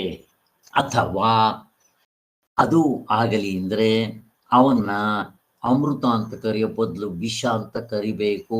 ಒಪ್ಕೊಂತೀರಾ? ಯಾರು ಒಪ್ಪೋದಿಲ್ಲ. ಹಾಗೆ ಸೊ ನಿಮ್ದಲ್ಲಿ ಕಿತ್ಕೊಂಡಾಯ್ತು. ಇನ್ನ ಬೃಹದಾರಣ್ಯಕದಲ್ಲೂ ಕೂಡ ಏನ್ ಹೇಳ್ತಾರೆ ನೋಡು. ಆ ಈ ಆತ್ಮನು ಸ ವಾ ಮಹಾನಜ ಆತ್ಮ ಜರೋ ಮರೋಹ ಮೃತ್ಯೋ ವಯೋ ಬ್ರಹ್ಮ ಉಭಯೋ ಬ್ರಹ್ಮ. ಅದರ ಅರ್ಥ ಏನು? ಈ ಆತ್ಮನು ಮಹಾಂತನು, ಅಂದ್ರೆ ಎಲ್ಲಕ್ಕಿಂತಲೂ ವ್ಯಾಪ್ತಿಯಿಂದ ಇರೋವನು. ಮಹಾಂತನು ದೊಡ್ಡವನು ಅಂತ, ಎಲ್ಲದಕ್ಕೂ ಎಲ್ಲವನ್ನೂ ವ್ಯಾಪಿಸಿರೋನು. ಆಕಾಶದ ಥರ ಅವನು ಅಜನು, ಅವನು ಹುಟ್ಟೋದಿಲ್ಲ, ಅವನಿಂದ ಯಾವುದು ಹುಟ್ಟೋದಿಲ್ಲ, ಅಂದ್ರೆ ಜನ್ಮರಹಿತನು, ಅಜರನು. ಮುಪ್ಪೇ ಇಲ್ಲ ಅವನಿಗೆ. ಈ ಬಾಲ್ಯ, ಯೌವನ, ಆಮೇಲೆ ವಾರ್ಧಕ, ಮುಪ್ಪು, ಸಾವು ಉಂಟೇನೋ ಅವನಿಗೆ? ಇಲ್ಲ. ಅದರಿಂದ ಅಮರನು. ಅವನು ಯಾವಾಗಲೂ ಸಾಯೋನೇ ಅಲ್ಲ, ಅವನು ಅಮರ. ಮತ್ತೆ ಅಂಥದ್ರಿಂದ, ಅದಾಗಿರುವುದರಿಂದ ಅವನು ಅಮೃತನು, ಆನಂದ ಸ್ವರೂಪನು, ಸಾವು ಹೊಂದದೇ ಇರೋ ಸ್ವಭಾವದವನು. ಅವನು ಯಾವತ್ತೂ ಸಾವನೇ ನೋಡಿಲ್ಲ. ಅದಕ್ಕೋಸ್ಕರನೇ ಎರಡಿಲ್ಲ, ಅಭಯ, ಭಯ ಇಲ್ಲ, ಯಾವ ಅಂಜಿಕೆಯು ಅವನಿಗಿರೋದಿಲ್ಲ. ಆದ್ದರಿಂದ ಇವನು ಬ್ರಹ್ಮ ಎಂಬುದು ಶ್ರುತಿಯ ಅರ್ಥ. ನಮಗೆ ಶಾಸ್ತ್ರ ತೋರಿಸ್ತಾ ಇದೆ ನೋಡಪ್ಪ, ಇಷ್ಟು ಕ್ಲಿಯರ್ ಕಟ್ಟಾಗಿ ಹೇಳ್ತಾ ಇದೆ. ಆದ್ದರಿಂದ ನಿಜವಾಗ್ಲೂ ಮೊದಲು ಅದ್ವೈತವಾಗಿದ್ದು ಬಳಿಕೆ ದ್ವೈತವಾಗಿ ಒಡೆದುಕೊಂಡು ಕಾರ್ಯರೂಪವನ್ನು ಹೊಂದುತ್ತೆ ಅಂತ ಹೇಳೋದಿಲ್ಲ ನಾವು ಅಂತ ಹೇಳ್ತಾ ಇದ್ದಾರೆ. ಅವನೇನು ಹೇಳ್ತಾ ಇದ್ದಾನೆ, ಹೋಗ್ಲಿ ಸ್ವಾಮಿ, ನೀವು ನಮ್ಮಂಗೆ ಅನಾತ್ಮ ಅದರ ಪ್ರಧಾನ ಗಿದಾನ ಬಿಟ್ಬಿಟ್ಟು ಆತ್ಮನೇ ಪರಿವರ್ತನೆ ಹಾಗೆ ಹಿಂಗೆ ತೋರ್ತಾನೆ ಅಂತ ಯಾಕೆ ಹೇಳ್ಬಾರ್ದು? ನಾವು ಒಪ್ಕೊಂತೀವಿ ನಿಮ್ಮ ಆತ್ಮನ, ಅವನೇ ಹಿಂಗೆ ಪರಿವರ್ತನೆ ಆದಂತೆ ಯಾಕೆ ಹೇಳ್ಬಾರ್ದು ಅಂದ್ರೆ, ಪರಿವರ್ತನೆ ಆದ್ರೆ ಇಷ್ಟು ರಾಮಾಯಣ ಎಲ್ಲ ಇಷ್ಟು ರಿವರ್ಸ್ ಆಗ್ಬಿಡುತ್ತೆ, ಎಲ್ಲ ರಿವರ್ಸ್ ಆಗ್ಬಿಡುತ್ತೆ. ಅದಕ್ಕೋಸ್ಕರ ಹಂಗಾಗೋದಿಲ್ಲ ಅಂತ ಹೇಳ್ತಾ ಇದ್ದಾರೆ. ಇವನು ಬ್ರಹ್ಮ ಎಂಬುದು ಶ್ರುತಿ ಅರ್ಥ ಆಯ್ತಾ? ಇಲ್ಲ, ಎಲ್ಲ ಆಯ್ತಲ್ಲ. ದ್ವೈತ ರೂಪದಿಂದ ಅದು ನಿಜವಾಗಿ ಹುಟ್ಟುತ್ತದೆ, ಆದ್ದರಿಂದ ಮೃತ್ಯತ್ವವನ್ನು ಹೊಂದುತ್ತದೆ ಎಂದಾಗ್ಬಿಡುತ್ತ. ಮೇಲೆ ಹಂಗೇನಾದರೂ ನಿಮ್ಮ ಪ್ರಕಾರ ಆತ್ಮನೇ ಪರಿವರ್ತನೆ ಆದ ಇವಂತ ಏನಾದರೂ ಹೇಳಿಬಿಟ್ರೆ ಅವನು ಸಾಯ್ಬೇಕಾಗತ್ತೆ. ಅದಕ್ಕೋಸ್ಕರ ಅದ್ವೈತವಾಗಿ ಇದೇ ದ್ವೈತಕ್ಕೆ ಕಾರಣವಾಗಿದೆ ಎಂದು ತನಗೆ ತಾನೇ ವಿರುದ್ಧವಾಗಿರುತ್ತೆ. ಕಾರಣ ಅಂತ ಅನ್ನೋದು ತಪ್ಪೇ. ಕಾರ್ಯಕಾರಣ ವ್ಯವಹಾರದಲ್ಲಿರುತ್ತೆ, ಕಾಲ ದೇಶದಲ್ಲಿರುತ್ತೆ. ಆದ್ದರಿಂದ ಏಕೆಂದರೆ ಕಾರ್ಯವು ಆಗಬೇಕಾದ್ರೆ ಅನೇಕ ವಸ್ತುಗಳಿರಬೇಕು. ಮತ್ತೆ ನಿಮ್ಮನ್ನು ಪ್ರಶ್ನೆ ಕೇಳ್ತಾ ಇದ್ದೀನಿ, ಕಾರ್ಯ ಆಗಬೇಕಾದ್ರೆ ಈಗ ಪ್ರಧಾನ ಅನೇಕವಾಗಿ ಪರಿವರ್ತನೆ ಆಗಬೇಕಾದ್ರೆ, ಅಥವಾ ಕಾರಣ, ಫಾರ್ ಎಕ್ಸಾಂಪಲ್ ಈ ಮಣ್ಣು ಕಾರಣ, ಮಡಕೆ ಕುಡಿಕೆ ಶಾವ ತಟ್ಟೆ ಆಗಬೇಕಾದ್ರೆ ಅನೇಕ ಕ್ರಿಯೆಗಳಾಗಬೇಕಲ್ಲಿ. ಯಾವುದದು ಅಂತ ಕೇಳ್ತಾ ಇದ್ದೀನಿ. ಇಷ್ಟೊತ್ತು ಹೇಳಿದ್ದೀನಿ, ಮತ್ತೆ ಕೇಳ್ತಾ ಇದ್ದೀನಿ, ನಿಮ್ಗೆ ಸ್ವಲ್ಪ ಗೊತ್ತಾಗಲಿ. ಯಾರಾದರೂ? ಮಡಿಕೆ ಮಾಡ್ಬೇಕಾದ್ರೆ ಮಣ್ಣು ಬೇಕು, ಕುಂಬಾರ ಮಾಡೋನ್ ಬೇಕು, ನಿಮಿತ್ತ ಕಾರಣ ಬೇಕು, ಉಪಾದಾನ ಕಾರಣಗಳು ಬೇಕು. ಅದನ್ನ ಮಾಡೋದಕ್ಕೆ ನೀರು, ತಿರ್ಗಿಸೋದಿಕ್ಕೆ ತಿರುಗಣೆ ತರದೊಂದು ಬೇಕು, ಸುಡೋದಕ್ಕೆ ಬೆಂಕಿ ಬೇಕು, ಎಲ್ಲ ಬೇಕು. ಇಷ್ಟೊಂದು ಕ್ರಿಯೆ ಆಗಿ ಮಡಿಕೆ ಸುಟ್ಟು ಆಮೇಲಿಂದ ಅಲ್ಲಿ ಕಾರ್ಯ ಆಗೋದು. ನೋಡಿದ್ರ, ಇಷ್ಟು ಕ್ರಿಯೆ ಆಗ್ಬೇಕಾ? ಆತ್ಮನಲ್ಲಿ ಕ್ರಿಯತ್ವ ಉಂಟ? ಅವನು ಕರ್ತೃತ್ವವ? ಸೂರ್ಯ ಏನ್ ಬೆಳಗ್ಬೇಕಾದ್ರೆ ಹಿಂಗೇನ ಫಳ ಫಳ ಮಾಡ್ತಾನೇನೋ? ಮಾಡಿದ್ರೆ ಅವನೆಂತ ಸೂರ್ಯ? ಅವನು ಮುಳುಗೋಗ್ಬೇಕಾಗಿತ್ತು ಇಷ್ಟೊತ್ತಿಗೆ. ಅವನಲ್ಲಿ ಕ್ರಿಯೆ ಇಲ್ಲ, ಜಸ್ಟ್ ಅವನ ಪ್ರೆಸೆನ್ಸ್ ಅವನಿದ್ರೆ ಸಾಕು, ಎಲ್ಲ ಕಡೆ ಬೆಳಕಾಗುತ್ತೆ. ಈ ಸೂರ್ಯ ಅನಾತ್ಮ, ಇವನೇ ಕ್ರಿಯೆ ಇಲ್ಲ ಅಂತ ಅಂದಮೇಲೆ ಇವರಪ್ಪ ಆತ್ಮನಿಗೆ ಕ್ರಿಯೆ ಇದೆ ಅಂದ್ರೆ ಎಂಥದ್ದು? ನೀವೇನಾದರೂ ಇಷ್ಟೆಲ್ಲ ಕ್ರಿಯೆಗಳ ನಡೆಯುತ್ತೆ ಅಂತ ಅನ್ನಂಗಿದ್ರೆ ಆತ್ಮನಿಗೆ ಕರ್ತೃತ್ವ ಹೇಳಬೇಕಾಗತ್ತೆ, ಆಮೇಲೆ ಭೋಕ್ತೃತ್ವ ಇದು ಬರುತ್ತೆ, ಆಮೇಲೆ ಕರ್ತೃತ್ವ ಆದ್ಮೇಲೆ ಭೋಕ್ತೃತ್ವ ಬರುತ್ತೆ, ಆಮೇಲೆ ಅವನು ಪ್ರಮಾತೃತ್ವ ಅನ್ಬೇಕಾಗುತ್ತೆ. ನಿಮ್ಮ ಅನಾತ್ಮಕ್ಕೆ ಏನಿದೆಯೋ ಆತ್ಮನಿಗೂ ಅದೇ ತಟ್ಟುತ್ತೆ. ಅವನು ಒಂದಿನ ಸಾಯ್ಬೇಕು, ಬೇಕಾ? ಹಿಂಗೆ ತಗೊಂಡ್ಬರ್ಬೇಕು. ಎಷ್ಟು ಕ್ರಿಯೆಗಳಾಗ್ಬೇಕು ನೋಡ್ರಿ, ಇಲ್ಲಿ ಒಂದಾಗ್ಬೇಕಾದ್ರೆ ಪಂಚಭೂತಗಳು ಬೇಕು. ಮಡಕೆ ಹಾಕ್ಬೇಕಾದ್ರೆ ಮಣ್ಣಿರ್ಬೇಕು, ನೀರಿರ್ಬೇಕು, ಕೊನೆಗೆ ಅದು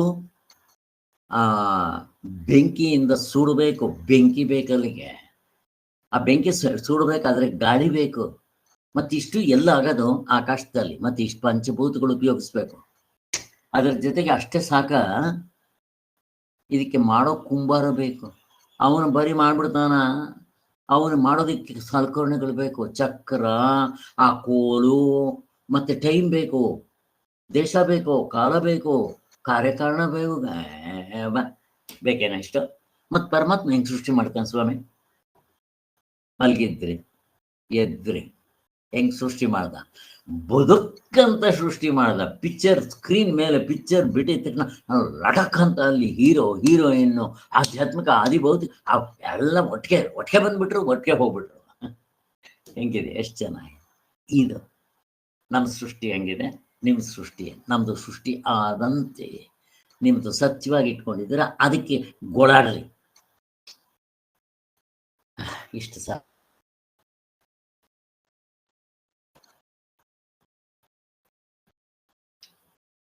ಅನೇಕ ವಸ್ತುಗಳು ಬೇಕು, ಅದರ ಜೊತೆ ತನ್ನಲ್ಲಿ ಪರಿವರ್ತನೆ ಆಗಬೇಕು, ತನ್ನ ಒಳಗಡೆ ಆ ಇನ್ನೊಂದಾಗೋ ಸ್ವಭಾವನೂ ಇರಬೇಕು. ಅದಕ್ಕೆ ಈ ಎರಡು ಅದ್ವೈತದಲ್ಲಿ ಇಲ್ಲ. ಅದ್ರ ಸ್ವಭಾವನೂ ಅಲ್ಲ, ಮತ್ತು ಅದರಲ್ಲಿ ಪರಿವರ್ತನೆ ಆಗ್ಬೇಕಾದ್ರೆ ಅದ್ರ ಒಳಗಡೆ ಏನೇನೂ ಆಗಲ್ಲ. ಎರಡಿಲ್ಲಿದ್ರೆ ಅಲ್ವ, ಅದು ಒಂದೇ ಇರೋದು. ಹೆಂಗೆ ತಗೊಂಡ್ಬರ್ತಾರೆ ನೋಡ್ರಿ. ಆದ್ದರಿಂದ ತನ್ನ ಸ್ವಭಾವವನ್ನು ಬಿಟ್ಟು ಬಿಡಬೇಕಾಗತ್ತೆ. ಹಂಗೇನಾದ್ರೂ ಆದರೆ ಅವಾಗ ಏನಾಗಬೇಕು? ಅಮೃತ ಕಿತ್ಕೊಂಡು ಹೋಯ್ತು, ಮೃತ್ಯು ಅಂತ ಕರಿಬೇಕು. ಬೇಕಾ? ಸಾಯವನು ಅಂತಂದ್ರೆ ಆಮೇಲೆ ಈ ಈ ಈ ಮುಷ್ಟಿಮೋರಿಗೂ ಆತ್ಮನಿಗೂ ವ್ಯತ್ಯಾಸ ಏನು? ಅವನು ಸಾಯ್ತಾನೆ ಬಿಡ್ರು ಅಂತಂದ್ರೆ ಕಟ್ಕೊಂಡು ನನಗೇನಾಗಬೇಕು ಅಂತೀವಲ್ವ. ಆದ್ದರಿಂದ ಅವನು ದುಃಖಾಲಯ ಅಂತಂದ್ಬಿಟ್ರೆ ಹೀಗೆ ವಸ್ತುವಿನ ಸ್ವಭಾವವೇ ವಿರುದ್ಧವಾಗಿ ಪರಿಣಮಿಸುವುದೆಂಬುದು ಯಾರಿಗೂ ಒಪ್ಪಿಲ್ಲವಷ್ಟೇ. ಪರಿಣಮಿಸುವುದು, ಪರಿಣಾಮ ಆಗುವುದು, ಬದಲಾವಣೆ ಆಗೋದು. ಬಟ್ ನಮ್ಮ ವೇದಾಂತದಲ್ಲಿ, ನಮ್ಮ ಅದ್ವೈತ ಫಿಲಾಸಫಿಯಲ್ಲಿ ಆತ್ಮನೇ ಪ್ರಪಂಚವಾಗಿ ಇದ್ದಂತೆ ತೋರ್ತಾ ಇದೆ. ಅಂತೆಕಂತೆ ಇಷ್ಟೇ ಚೆನ್ನಾಗಿ ಇಟ್ಕೊಳ್ರಿ. ಹಾಗೆ ಇದಕ್ಕೆ ಟೈಮ್ ಬೇಡ, ಕಾಲ ಬೇಡ, ಏನೇನೂ ಬೇಡ. ದೇಶ, ಕಾಲ, ಕಾರ್ಯ, ಕಾರಣ, ಭಾವ, ಕಾರಣ, ಕಾರ್ಯ ಏನೂ ಬೇಕಾಗಿಲ್ಲ. ಆತ್ಮನಿಗೆ ತೋರೋದಕ್ಕೇನಂತೆ? ಯಾರಪ್ಪಂದು ಹೋಗ್ಬೇಕು. ಮೇಲ್ಗಡೆ ಇರೋ ಆಕಾಶ 100 ತೋರೋದಕ್ಕೆ ಎಷ್ಟು ಟೈಮ್ ತಗೊಂತಪ್ಪ ಅದು? ನೀವು ಉಪಾಧಿಗಳು ಎಷ್ಟು ಬೇಕಾದ್ರೆ ಇಡ್ರಿ, ಅಷ್ಟು ಆಕಾಶಗಳು ತೋರುತ್ತೆ. ಆಕಾಶ ಅಷ್ಟು ಹುಟ್ಟತೇನೋ? ಈ ದೃಷ್ಟಾಂತ ಚೆನ್ನಾಗಿ ಮೆಲುಕು ಹಾಕ್ರಿ, ಮತ್ತೆ ಗಾಢನಿದ್ರೆ ಅನುಭವದ ನೋಡ್ಕೊಳ್ರಿ, ಚೆನ್ನಾಗಿ ಅರ್ಥ ಆಗುತ್ತೆ. ಸೊ ಇಲ್ಲಿಗೆ ಮುಗ್ದೋಯ್ತಿದೆ. ಆದ್ದರಿಂದ ಅಜಸ್ವಭಾವದ ಬ್ರಹ್ಮಕ್ಕೆ ಜನ್ಮವನ್ನು ಒಪ್ಪಿದರೆ ದೋಷಗಳು. ಅಂದರೆ ನಮ್ಮ ನಿಜವಾದ ಗಾಢನಿದ್ರೆಯಲ್ಲಿರೋ ಆತ್ಮಸ್ವರೂಪನ ಹುಟ್ಟುತ್ತಾನೆ ಅಂತ ಏನಾದರೂ ಆಗ್ಬಿಟ್ರೆ, ಈ ಪ್ರಪಂಚವಾಗ್ತಿ ಹುಟ್ಟಿದ್ದಾನೆ ಅಂತ ಆಗ್ಬಿಟ್ರೆ, ಆವಾಗ ಬೇಕಾದಷ್ಟು ದೋಷಗಳು ಬರುತ್ತೆ. ಆ ದೋಷಗಳು ನಿವಾರಣೆ ಮಾಡ್ಕೊಳಕ್ಕಾಗಲ್ಲ. ಆದ್ದರಿಂದ ಹೊಂದೋದಿಲ್ಲ. ಅದಕ್ಕೋಸ್ಕರ 20ನೇ ಮಂತ್ರ, ಅಜಾತಸ್ಯೈವ ಭಾವಸ್ಯ ಜಾತಿ ಮಿಚ್ಚತಿ ವಾದಿನಃ ಅಜಾತೋ ಹ್ಯಮೃತೋ ಭಾವೋ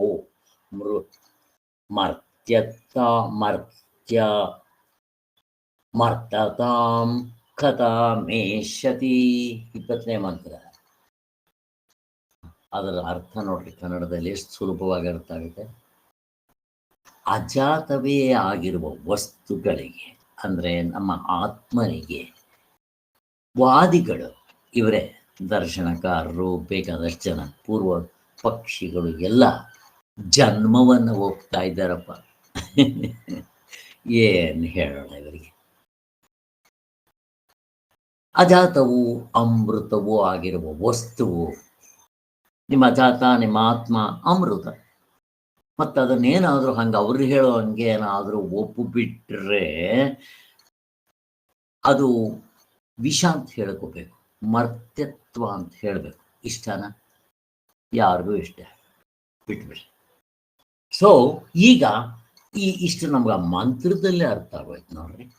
ಈಗ ಜಾತ ಬ್ರಹ್ಮವಾದದಲ್ಲಿ 3 ಮತಗಳು, ಕೆಲವರು ಅಂತ ಸ್ವಾಮಿಗಳು ಹೇಳ್ತಾರೆ. ಈ 3 ಮತಗಳು ಯಾರವರು ಅಂದರೆ, ಈ ಆತ್ಮನು ಹುಟ್ಟುತ್ತಾನೆ ಅಂತ ಹೇಳೋರು, ಪರಿವರ್ತನೆ ಆಗೋ ಏನೋ ಆಗಿ ಹುಟ್ಟುತ್ತಾನೆ ಅಂತ ಹೇಳೋರು 3 ಥರ ಇದ್ದಾರೆ. ಯಾರವರು? ಸ್ವಾಮಿ, ಆತ್ಮನು ಸ್ವಭಾವದಿಂದಲೇ ಜನ್ಮವನ್ನು ಉಂಟು ಮಾಡ್ತಾನೆ, ಆಗ್ತಾನೆ ಅಂತ ಅವರು. ಅಲ್ಲ, ಆತ್ಮನ ಸ್ವಭಾವ ಏನು? ಹುಟ್ಸದ ಇಲ್ಲ. ಅವರು ಹೇಳ್ತಾ ಇದ್ದಾರೆ ಕೆಲವರು. ಫಸ್ಟ್ ಆಫ್ ಆಲ್ ಅದು ಹೊಂದಲ್ಲ. ಆತ್ಮನ ಸ್ವಭಾವ ಅಲ್ಲವೇ ಅಲ್ಲ. ಆತ್ಮನ ಸ್ವಭಾವ ಏನು? ಅದ್ವೈತ. ಅವನೊಬ್ಬನೇ ಇರೋದು, 2 ಆಗೋದು ಈಗೋದು ಪ್ರಶ್ನೆನೇ ಇಲ್ಲ. ನೀರು ಮಾಡ್ಕೊಂಡಿದ್ದೀಯ ಅಷ್ಟೇ. ಆಕಾಶ ಒಂದೇ ಇರೋದು. ನೀನು 100 ಆಕಾಶ ಘಟಾಕಾಶಗಳು ಅಂತ ಅನ್ಕೊಂಡ್ರೆ ನೀನು ಮಾಡ್ಕೊಂಡ್ರದು. ಆಕಾಶ ಸ್ವಭಾವನ ಹುಟ್ಟೋದು ಇಲ್ಲ ಅಂತ ಹೇಳ್ತಾ ಇದೆ. ದೃಷ್ಟಾಂತ ಕೊಟ್ಟರೆ ಚೆನ್ನಾಗಿ ಅರ್ಥ ಆಗ್ತವಾಗ. ಅವರಲ್ಲಿ ಇನ್ನು ಕೆಲವರು ಬ್ರಹ್ಮವನ್ನೇ ಜನ್ಮ ಉಂಟೆನ್ನುತ್ತಾರೆ, ಬ್ರಹ್ಮನೇ ಹುಟ್ಟುತ್ತಾನಪ್ಪ ಅಂತ ಇನ್ನು ಕೆಲವರು ಅವರೊಳಗಡೆನೆ ಹೇಳೋದು, ಅದು ಹೊಂದದಿಲ್ಲ. ಇನ್ನ ಬ್ರಹ್ಮವು ದ್ವೈತ ಅದ್ವೈತ ರೂಪವಾಗಿದೆಯೆಂದು ಇನ್ನು ಕೆಲವರು, ಸ್ವಾಮಿ ನಿಮ್ಮ ಬ್ರಹ್ಮ ನಾವು ಒಪ್ಕೊಂತೀವಿ, ಅವನು ಅದ್ವೈತವೂ ಆಗಿದ್ದಾನೆ ದ್ವೈತವೂ ಆಗಿದ್ದಾನೆ. ಆದ್ದರಿಂದ ಈ ಜೀವ ಅಂತ ಏನು ಹೇಳ್ತಿರೋ ಈ ದೃಶ್ಯ ಪ್ರಪಂಚದಲ್ಲಿ ಅವನು ಬ್ರಹ್ಮದ ಪರಿಣಾಮವೆಂಬುದು ಅಂತ ಹೇಳ್ತಾರೆ. ಪರಿಣಾಮ ನಾವು ಮೊದಲೇ ಹೊಡೆದಾಕಿದ್ದೀವಿ, ತಿರ್ಗ ಪರಿಣಾಮ ಅಂತಾರೆ. ಆಯ್ತು, ಭಿನ್ನನೂ ಅಭಿನ್ನನು, ಅವನು ಭಿನ್ನನೂ ಆಗಿರ್ತಾನಂತೆ ಅಭಿನ್ನನೂ ಆಗಿರ್ತಾನಂತೆ. ಯಾರು? ನಮ್ಮ ಆತ್ಮ. ಸ್ವಾಮಿಯವರು ಹೇಳಲ್ಲ. ಎರಡು ಹೆಂಗಾಗತ್ತೆ ರೀ? ನಿಮ್ಗೊಂದು ದೃಷ್ಟಾಂತ ಕೊಟ್ರೆ ಚೆನ್ನಾಗಿ ಅರ್ಥ ಆಗುತ್ತೆ.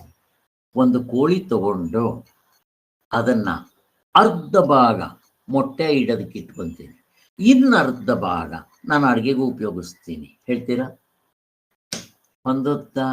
ಹೊಂದೋದಿಲ್ಲ. ಹಂಗೆ ಇಲ್ಲಿ ಆ ಆತ್ಮನ್ನ ಭಿನ್ನ ಅಭಿನ್ನ ಕರಿಬೋದ? ಅದ್ವೈತ ದ್ವೈತ ಕರಿಬೋದ? ಕಾರ್ಯಕಾರಣ ಕರಿಬೋದ? ಕರಿಯಕ್ಕಾಗಲ್ಲಪ್ಪ. ಎಕ್ಸಾಂಪಲ್ ಚೆನ್ನಾಗಿ ಆಯ್ತು, ಅವ್ರದ್ದು ಒಪ್ಪಕ್ಕಾಗಲ್ಲ. ಇನ್ನು ಕೆಲವರು ಉಪಾದಿಯ ನಿಮಿತ್ತದಿಂದ ಜೀವನು ಬ್ರಹ್ಮಕ್ಕಿಂತ ಭಿನ್ನ ಅಭಿನ್ನ ರೂಪನಾಗಿ ಅಂತ ಹೇಳ್ತಾರೆ. ಇವರೇನು ಹೇಳ್ತಾರೆ? ಸ್ವಾಮಿ, ಪರಮಾತ್ಮನೇ ಉಪಾಧಿ ನಿಮಿತ್ತದಿಂದ ಜೀವನಾಗಿರ್ತಾನೆ, ಅವನು ಬ್ರಹ್ಮಕ್ಕಿಂತ ಭಿನ್ನ ರೂಪನಾಗಿರ್ತಾನೆ. ಹಾಗಂದ್ರೆ ಈಗ ಇಲ್ಲಿ ಉಪಾಧಿ ಸಮೇತ ಇದ್ದಾನೆ. ಈ ಉಪಾಧಿ ಸತ್ತೋಯ್ತು ಅಂತ ಇಟ್ಕೊ. ಈಗ ಇಲ್ಲಿ ನಾವೆಲ್ಲ ಇದ್ದೀವಿ, ಶರೀರ ಒಂದಿನ ಸಾಯುತ್ತೆ. ಸತ್ತಾಗ ಈ ಜೀವಪ್ಪ ಇರ್ತಾನಲ್ಲ, ಪರಮಾತ್ಮನಲ್ಲಿ ಹೋಗಿ ಸೇರ್ಕೊಂಡ್ಬಿಡ್ತಾನೆ. ಒಪ್ಕೊಂತೀರೇನಪ್ಪ? ಒಪ್ಕೊಂತೀರಾ?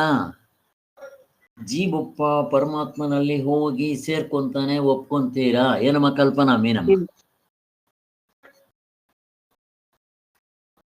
ಹೇಳಿ, ಯಾರಾದ್ರೂ ಹೇಳಿ. ಇಲ್ಲ ಸರ್, ಹಂಗೆ ಆಗ್ಬಿಡುತ್ತವ ಅವ್ರು ಹೇಳೋ ಪ್ರಕಾರ. ಮತ್ ನಮ್ಮದ್ರಲ್ಲೇನೋ ಅವ್ರದ್ರಲ್ಲೇನೋ ಜೀವಪ್ಪ ಪರಮಾತ್ಮನಲ್ಲಿ ಹೋಗಿ ಸೇರ್ತಾನೆ ಅಂತಂದ್ರೆ ಏನು? ಅದು ಉಪಾಸನೆ ಆಗೋಯ್ತು. ಇವನು ಸತ್ತಿದ ತಕ್ಷಣ ಇವನ ಸೂಕ್ಷ್ಮ ಶರೀರ ಜೈ ಅಂತ ಹಿಂಗೆ ಹೋಗುತ್ತೆ. ಮೈಯ ಮೇಲ್ಗಡೆ ಕೈಲಾಸದಲ್ಲಿ ಇದ್ರೆ ಅವನ ಕೈಲಾಸದಲ್ಲಿ ಶಿವನ ಒಳಗಡೆ ಆ ಹೃದಯದಲ್ಲಿ ಸೇರ್ಕೊಳ್ಳುತ್ತೆ. ಇವನ್ ನಾರಾಯಣನ ಭಕ್ತನ ಆದ್ರೆ ಜೈ ಅಂತ ಹೋಗಿದ್ದೆ ಒಂದು ದೀಪ ಹಿಂಗೆ ಹೋಗುತ್ತೆ, ಗೊತ್ತಲ್ಲ, ಪಿಕ್ಚರ್ಗಳಲ್ಲಿ ತೋರಿಸ್ತಾರೆ. ಅದು ನಾರಾಯಣನ ಹೃದಯದಲ್ಲಿ ಹೋಗಿ ಸೇರ್ಕೊಳ್ಳುತ್ತೆ. ಇದಕ್ಕೆ ಯೋಗ ಅಂತಾರೆ. ಯುಜ್ ಅಂದ್ರೆ ಸೇರೋದು.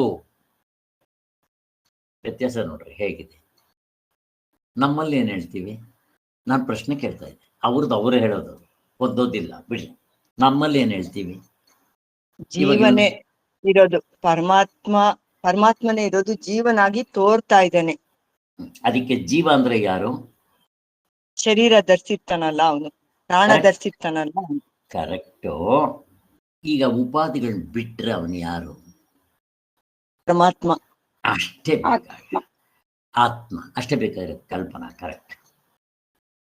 ನಾವು ಹಾಗೆ ತಗೋಬೇಕು. ಜೀವನೇ ಪರಮಾತ್ಮನು. ಹೇಗೆ? ಆಕಾಶವೇ ಘಟಾಕಾಶ, ಚಿನ್ನವೇ ಒಡವೆ ಆಗಿದೆ. ಆಗ್ತದೆ. ನಮ್ದಕ್ಕೂ ಅವ್ರಿಗೆ ಎಷ್ಟು ವ್ಯತ್ಯಾಸ ಇರುತ್ತೆ ನೋಡ್ರಿ. ನಮ್ಮದ್ರಲ್ಲಿ ಜೀವನೇ ಪರಮಾತ್ಮನು ಜೀವನ ಆಗಿ ತೋರ್ತಾ ಇದ್ದಾನೆ ಅಷ್ಟೆ. ಆದರೆ ಇಲ್ಲಿ ಒಂದು ಡಿಫೆಕ್ಟ್ ಇದೆ. ಅದಕ್ಕೋಸ್ಕರನೇ ನಮ್ಮಲ್ಲಿ ಪೂರ್ಣಮದಂ ಪೂರ್ಣಮಿದಂ, ಅದು ಪೂರ್ಣ ಅಂದ್ರೆ ಪರಮಾತ್ಮ ಅದ್ವೈತ ಒಬ್ಬನೇ ಇದ್ದ. ಸೃಷ್ಟಿ ಆಗೋಕ್ ಮೊದಲು ಅದು ಪೂರ್ಣ. ಸೃಷ್ಟಿ ಆದ್ಮೇಲೆ ಇದು ಪೂರ್ಣ ಅಂತಾರೆ. ಹೆಂಗಾಗುತ್ತಿತ್ತು ಪೂರ್ಣ? ಇವನ್ ಶರೀರ ಬಿಟ್ಬಿಡ್ತಾನಲ್ಲ, ಇನ್ನು ಪೂರ್ಣ ಹೆಂಗಾಗುತ್ತೆ? ನಾನು ಪ್ರಶ್ನೆ ಕೇಳ್ತಾ ಇದ್ದೇನೆ. ಅದು ಪೂರ್ಣಮದಂ ಪೂರ್ಣಮಿದಂ ಪೂರ್ಣಾತ್ ಪೂರ್ಣಮುದಚ್ಯತೆ. ಅರ್ಥ ಆಯ್ತಾ? ಮತ್ ಇದೆಂಗ್ ಆಗ್ತಾನೆ? ಇವನ್ ಶರೀರ ಸತ್ತೋಗುತ್ತಲ್ವ ಇದು, ಮತ್ ಇವನೆಂಗ್ ಆಗ್ತಾನೆ? ಆತ್ಮನ ಒಳಗಡೆನೆ ಇದಾನಲ್ಲ ಸರ್ ಆತ್ಮ, ಅವನ್ನ ಹೇಳ್ತಾ ಇರೋದು, ಶರೀರನ ಹೇಳ್ತಾ ಇಲ್ಲ. ಕರೆಕ್ಟ್, ಚೆನ್ನಾಗಿ ಅರ್ಥ ಮಾಡ್ಕೋಬೇಕು. ಇಲ್ಲಿ ಪೂರ್ಣಮದಂ ಪೂರ್ಣಮಿದಂ ಅಂದಿದ ತಕ್ಷಣ ನಾನಿವಾಗ ಹೇಳ್ತೀನಿ, ಚಿನ್ನ ಪೂರ್ಣ, ಒಡವೆ ಪೂರ್ಣ. ಇಲ್ಲಿ ಒಡವೆ ಅಂದ್ರೆ ಏನ್ ತಗೋಬೇಕು? ನಾನು ಪ್ರಶ್ನೆ ಕೇಳ್ತಾ ಇದ್ದೆ. ಉಪಾಧಿಗಳು ಸರ್, ಶರೀರ ಉಪಾಧಿ ತಗೊಬೇಕು. ಉಪಾಧಿಗಳು ಬಿಟ್ರೆ ಅವನೇ ಪರಮಾತ್ಮ ಅಂತ. ಅದಕ್ಕೆ ನಾಮರೂಪ ಇದೆಯಲ್ಲ ಸರ್ ಚಿನ್ನದ ಒಡವೆಗಳಲ್ಲಿ. ಹೌದು, ನೆಕ್ಸ್ಟ್ ಏನು? ಚಿನ್ನವೇ ಒಡವೆಯಾಗಿ ತೋರ್ತಾ ಇದೆ. ಕರ್ಗಿಸಿದ್ರೆ ಚಿನ್ನ ಇದ್ದೇ ಇರುತ್ತೆ. ಅಲ್ಲಿಗೆ ನಾಮ ರೂಪ ಕ್ರಿಯಾ ಆಕಾರ, ಅದನ್ನ ಕತ್ಕೋ ತಲೆಗೋ ಹಾಕೊಳ್ಳೋದು ಉಪಾಧಿಗಳು, ಅಥವಾ ಇವೆಲ್ಲ ಏನು? ವಾಚಾರಂಭಣಂ ವಿಕಾರ, ಬರೀ ಬಾಯಿ ಮಾತ್. ಅವನ್ ಬಿಟ್ ನೋಡೋದು ಅಷ್ಟೇ. ಹಿಂಗ ಅರ್ಥ ಮಾಡ್ಕೊ. ಆದ್ದರಿಂದ ನಮ್ಮಲ್ಲಿ ಅದು ಹೊಂದೋದಿಲ್ಲ. ಜೀವನೇ ಪರಮಾತ್ಮನು ಮೈನಸ್ ಉಪಾಧಿ, ಜೀವ ಮೈನಸ್ ಉಪಾಧಿ.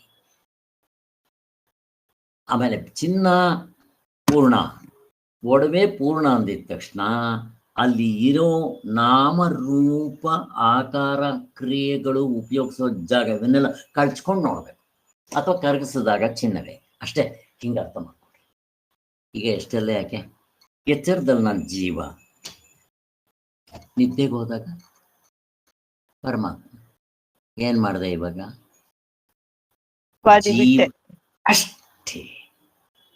ಇಲ್ಲಿ ಉಪಾಧಿ ಅಂದ್ರೆ ಆಧ್ಯಾತ್ಮಿಕ, ಆದಿಭೌತಿಕ, ಆದಿದೈವಿಕ, ದೇಶ ಕಾಲ ಕಾರ್ಯಕಾರಣ ಭಾವ ಬಿಟ್ಟಿವಿ ಅಷ್ಟೇ. ಅದನ್ನ ಇಲ್ಲಿ ಇವನ ಪರಮಾತ್ಮ ಅಂತ ಇಲ್ಲ.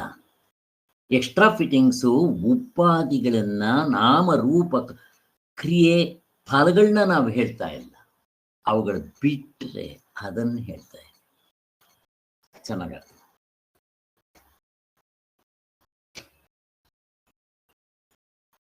ಸೊ ಇನ್ನು ಕೆಲವರು ಏನ್ ಹೇಳ್ತಾರೆ, ಇಲ್ಲಿ ತರಾವರಿ ಜನ 4 ತರ ಹೇಳ್ತಾ ಇದ್ದಾರೆ. ಇನ್ ಕೆಲವರು ಏನ್ ಹೇಳ್ತಾರೆ, ಸ್ವಾಮಿ ಈ ಬೆಂಕಿ ಇದೆಯಪ್ಪ, ಆ ಬೆಂಕಿಯಿಂದ ಕಿಡಿಗಳು ಆಡ್ತಾ ಇರುತ್ತೆ ಹೊರಗಡೆ ಸುತ್ತಲೂ. ಸೊ ಬೆಂಕಿ ಅದ್ವೈತ, ಆ ಕಿಡಿಗಳು ದ್ವೈತ. ಅದೇ ತಾನೇ ರಾಮಾನುಜಾಚಾರ್ಯರು, ಮಧ್ವಾಚಾರ್ಯರು ಹಿಂಗೆ ಅರ್ಥ ಮಾಡ್ತಾರೆ. ಬೆಂಕಿ ಹೇಗೋ ಕಿಡಿಗಳು ಹಾಗೆ, ಅದು ಬೆಂಕಿನೇ. ಬಟ್ ಅದರಲ್ಲಿರುವಷ್ಟು ಶಾಖ ಅದು ಸುಟ್ಟಾಕ್ಬಿಡುತ್ತೆ, ನಿಮ್ಮನ್ನ ಬೂದಿ ಮಾಡ್ಬಿಡುತ್ತೆ. ಇದು ಮಾಡಲ್ಲ, ಸುಮ್ಮನೆ ಚುರುಕ್ ಅನ್ಬೋದು.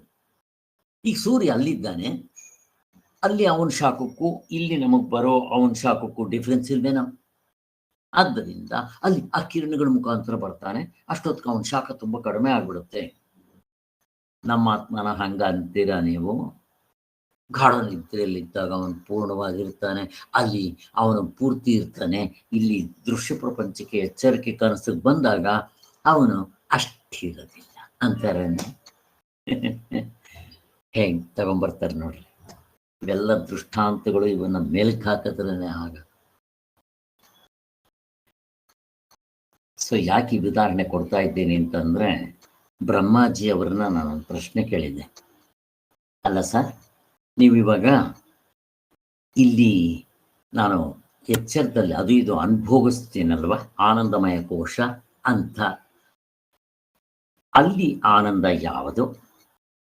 ನಾನು ಗಾಢನಿದ್ರೆಯಲ್ಲಿದ್ದಾಗ ಆನಂದ ಅನುಭವಿಸ್ತೇನಲ್ಲ, ಇದು ದೃಶ್ಯ ಪ್ರಪಂಚ, ಇದು ಎಚ್ಚರದ ಆನಂದ, ಇದನ್ನು ಆನಂದಮಯ ಕೋಶ ಅಂತಾರೆ. ಗಾಢನಿದ್ರೆಯಲ್ಲಿ ಆನಂದವೇ ಇದೆ ಅಂತಾರೆ. ಇವೆರಡಕ್ಕೂ ವ್ಯತ್ಯಾಸ ಏನು ಅಂತ ಕೇಳಿದಾಗ ಅವರು ಈ ದೃಷ್ಟಾಂತ ಕೊಟ್ಟೆ.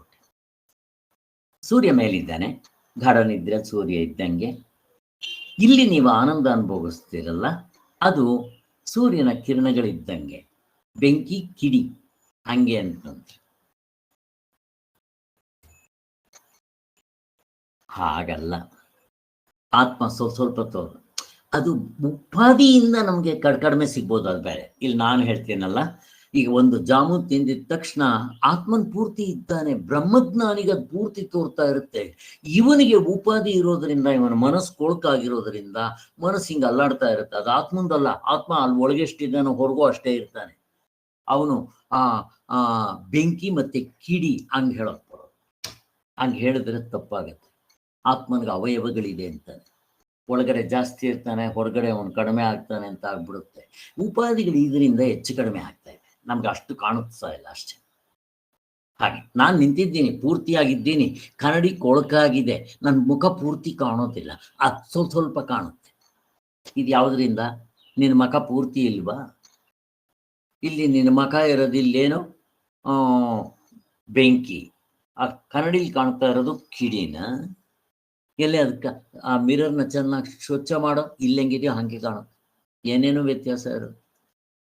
ಅದರಿಂದ ಅದು ಉಪಾಧಿ ಡಿಫೆಕ್ಟ್. ಹಾಗೆ ನೀನು ಮನ್ಸಿನ ಡಿಫೆಕ್ಟ್. ಸಾರ್, ಇಲ್ಲಿ ಮುಂದಕ್ಕೆ ಹೋಗೋಣ. ಇಲ್ಲಿಗೆ ಇವರು 4 ಥರ ಹೇಳ್ತಾರೆ. ಆದ್ದರಿಂದ ಅಂಶ ಅಂಶಿ ಭಾವ ಹೇಳ್ತಾರೆ, ಅದು ಹೊಂದೋದಿಲ್ಲ ಅಂತ ಆಯಿತು. ಆದ್ದರಿಂದ ಹೀಗೆ ಬೇರೆ ಬೇರೆ ಪ್ರಕ್ರಿಯೆಯನ್ನು ಅನುಸರಿಸಿ ಅಜಸ್ವಭಾವದ ಬ್ರಹ್ಮಕ್ಕೆ ಯಾರು ಜನ್ಮ ಉಂಟೆಂದು ಒಪ್ಪಿರ್ತಾರೋ ಅವರು ಜನ್ಮವನ್ನು ಅಂಗೀಕರಿಸ್ತಂತಾಯ್ತು. ಆತ್ಮನಿಗೆ ಯಾವುದೂ ಹೊಂದಲ್ಲ. ನೀವು 4 ಥರ ಹೇಳಿದ್ರಲ್ವಾ, ಯಾವುದೂ ಹೊಂದಲ್ಲ ಅಂತ ಹೇಳ್ಬಿಡ್ತಾ ಇದ್ರು. ಇಷ್ಟೇ, ಮುಗಿದೋಯ್ತು. ನೀವೇನಾದರೂ ಹೇಳಿದ್ರೆ ಅವನ ಅಮೃತ ಅನ್ನೋ ಬದಲು ವಿಷ ಅಂತ ಹೇಳಬೇಕು. ಬೇಕಾ? ಬ್ರಹ್ಮಕ್ಕೆ ಮರ್ತ್ಯತ್ವ ಉಂಟೆಂದು ಒಪ್ತಂತ ಆಗ್ಬಿಡುತ್ತೆ. ನೋಡ್ರಿ, ಅವರೇ ಹೇಳ್ತಾ ಇದ್ದಾರೆ. ಆದರೆ ಏಕೆಂದರೆ ಹುಟ್ಟುವುದಕ್ಕೆ ಸಾವು ಬರುವುದು ನಿಶ್ಚಿತ. ಯಾವುದು ಹುಟ್ಟುತ್ತೋ ಸಾಯ್ಬೇಕು.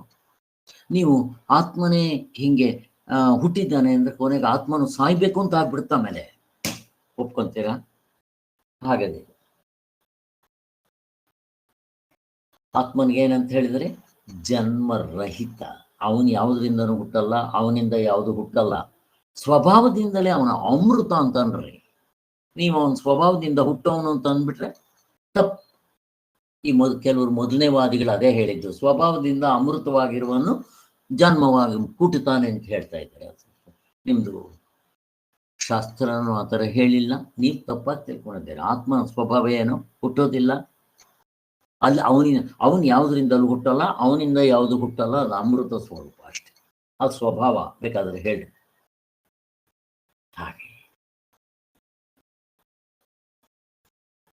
ಸೊ ಅಲ್ಲಿಗೆ ವಸ್ತುವಿನ ಸ್ವಭಾವವೇ ಬೇರ್ಪಡುವುದೆಂಬುದನ್ನು ಯಾರೂ ಒಪ್ಪೋದಿಲ್ಲ. ಆತ್ಮ ಬದಲಾವಣೆ ಆಗ್ತಾನೆ? ಆಗುತ್ತಿಲ್ಲ. ಮುಗ್ದೋಯ್ತು. ಈಗ ನೆಕ್ಸ್ಟ್ ಚಾಪ್ಟರ್ ಅಂದರೆ ಇನ್ನೂ ಅಲ್ಲ, ಇದರಲ್ಲಿ ಈಚಿನ ಜಾತ ಬ್ರಹ್ಮವಾದಿಗಳು ಇದೆಲ್ಲ ಹಿಂದೆ ಕೆಲವರು ದರ್ಶನಕಾರದೆಲ್ಲ ಆಯಿತು. ಈಗಿನ ಕೆಲವರು ಇದ್ದಾರಪ್ಪ. ಜಾತ ಅಂದರೆ ಆತ್ಮನು ಹುಟ್ಟುತ್ತಾನೆ, ಆತ್ಮನಿಂದ ಪ್ರಪಂಚ ಹುಟ್ಟುತ್ತೆ ಅಂತ ಜಾತ ಬ್ರಹ್ಮವಾದಿಗಳು ಅಂತ ಹೇಳೋದು. ನಮ್ದು ಯಾವುದು? ಅಜಾತಿ ಬ್ರಹ್ಮವಾದ. ಸೊ ಇಲ್ಲಿ ಹೆಸರುಗಳು ಸ್ವಲ್ಪ ತಿಳ್ಕೋಬೇಕು. ಜಾತ ಬ್ರಹ್ಮವಾದ ಅಂದ್ರೆ ಏನು, ಅಜಾತಿ ಬ್ರಹ್ಮ ಅಂದ್ರೆ ಏನು. ನಮ್ದು ಅಜಾತಿ ಬ್ರಹ್ಮ, ಈ ದ್ವೈತ ಫಿಲಾಸಫಿ ಅವ್ರದ್ದು ಜಾತ ಬ್ರಹ್ಮವಾದಗಳು. ಆತ್ಮನಿಂದ ಹುಟ್ಟುತ್ತೆ ಅಂತ ತಗೊಂತಾರೆ. ಅವ್ರ ಆತ್ಮನೂ ಹೇಳಲ್ಲ, ಅನಾತ್ಮದಿಂದ ಪ್ರಪಂಚ ಹುಟ್ಟುತ್ತೆ ಅಂತ ಹೇಳ್ತಾರೆ. ಇದ್ದಿದ್ದು ಎಲ್ಲೋ ಕೆಳಗಡೆ ಇರ್ತಾರೆ. ಸೊ ಈಚಿನ ವೇದಾಂತಿಗಳೊಳಗೆ ಕೆಲವರು ಹೀಗೆ ಬ್ರಹ್ಮತತ್ವವನ್ನು ವರ್ಣಿಸ್ತಾರೆ. ಹೇಗೆ ಅವರು? ಬ್ರಹ್ಮಕ್ಕೆ 2 ಶರೀರ ಇದೆ ಅಂತಪ್ಪ. ಇವ್ರದ್ದು ಇನ್ನೂ ಚೆನ್ನಾಗಿಲ್ವಾ? 2 ಶರೀರ ಇದೆ ಅಂತೆ ಬ್ರಹ್ಮಕ್ಕೆ. ಫಸ್ಟ್ ಆಫ್ ಆಲ್ ಆತ್ಮನು ಅಶರೀರನು ಅಂತಂದ್ರೆ ಅವನಿಗೆ 2 ಶರೀರಗಳಂತೆ. ಏನು ಹೇಳ್ತಿರ್ರಿ, ಇವ್ರಿಗೆ ಬಡ್ಕೊಂಡು ಸಾಯ್ಬೇಕು. ಬೇಸ್ಮೆಂಟೇ ತಪ್ಪು.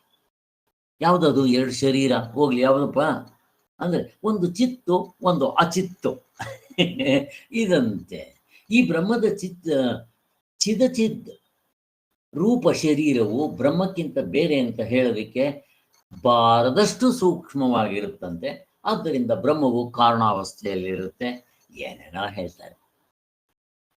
ಫಸ್ಟ್ ಆಫ್ ಆಲ್ ಬೇಸ್ಮೆಂಟ್ ಕಿತ್ತೋಯ್ತು. ಆತ್ಮನಿಗೆ ಶರೀರ ಅಂದ್ರೆ ಅವನ ಶರೀರ ಅಂತ ನಾವೆಲ್ಲ ಕ್ಲೀನಾಗಿ ಗಟ್ ಮಾಡ್ತೀವಿ, ಹೇಳ್ತೀವಿ. ಗಾಢ ನಿದ್ರೆಯಲ್ಲಿ ಅವನಿಗೆ ಯಾವ್ದಾದ್ರು ಶರೀರ ಇರೋದು ಇದೆಯನ್ನೋ ಅನುಭವ ನೋಡ್ಕೊಂಡಿದ್ದೀವಿ. ಆದ್ದರಿಂದ ಹಾಗೆ ಈ ಕಾರಣಾವಸ್ಥೆಯಲ್ಲಿರುವ ಬ್ರಹ್ಮವು ಕಾರ್ಯಾವಸ್ಥೆಯನ್ನು ಪಡೆಯುವಾಗ ಅದರ ಕಾರಣಾವಸ್ಥೆಯಲ್ಲಿ ಶಬ್ದಾದಿಗಳು ಯಾವುವು ಇಲ್ಲದೇ ಇದ್ದು ಅಚಿಂತ್ಯವು ಇಲ್ಲಿ ಬ್ರಹ್ಮವು ಕಾರಣ ಅವಸ್ಥೆಯಲ್ಲಿರ್ತಾನಂತೆ. ಕಾರ್ಯಾವಸ್ಥೆಗೆ ಬರುವಾಗ ಅವನಲ್ಲಿ ಈ ಶಬ್ದಗಳು ಏನೇನೋ ಹೇಳ್ತಾರವರು. ಅದು ಭೋಗ್ಯವಾಗುತ್ತೆ, ಮತ್ತೆ ಕರ್ತೃತ್ವ ಭೋಕ್ತೃತ್ವ ಏನೇನೋ ತಂದಿರ್ತಾರೆ. ಹಾಗೆ ವಿಕಾರವಾಗುತ್ತೆ ಅಂತ ಕೊನೆಗೆ ವಿಕಾರ ಆಗುತ್ತೆ ಅಂತ ಹೇಳ್ಬಿಡ್ತಾರೆ. ಫಸ್ಟ್ ಆಫ್ ಆಲ್ ಬೇಸ್ಮೆಂಟೇ ತಪ್ಪು. ಆತ್ಮನಿಗೆ ಶರೀರ ಇದೆ ಅನ್ನೋದೇ ತಪ್ಪು.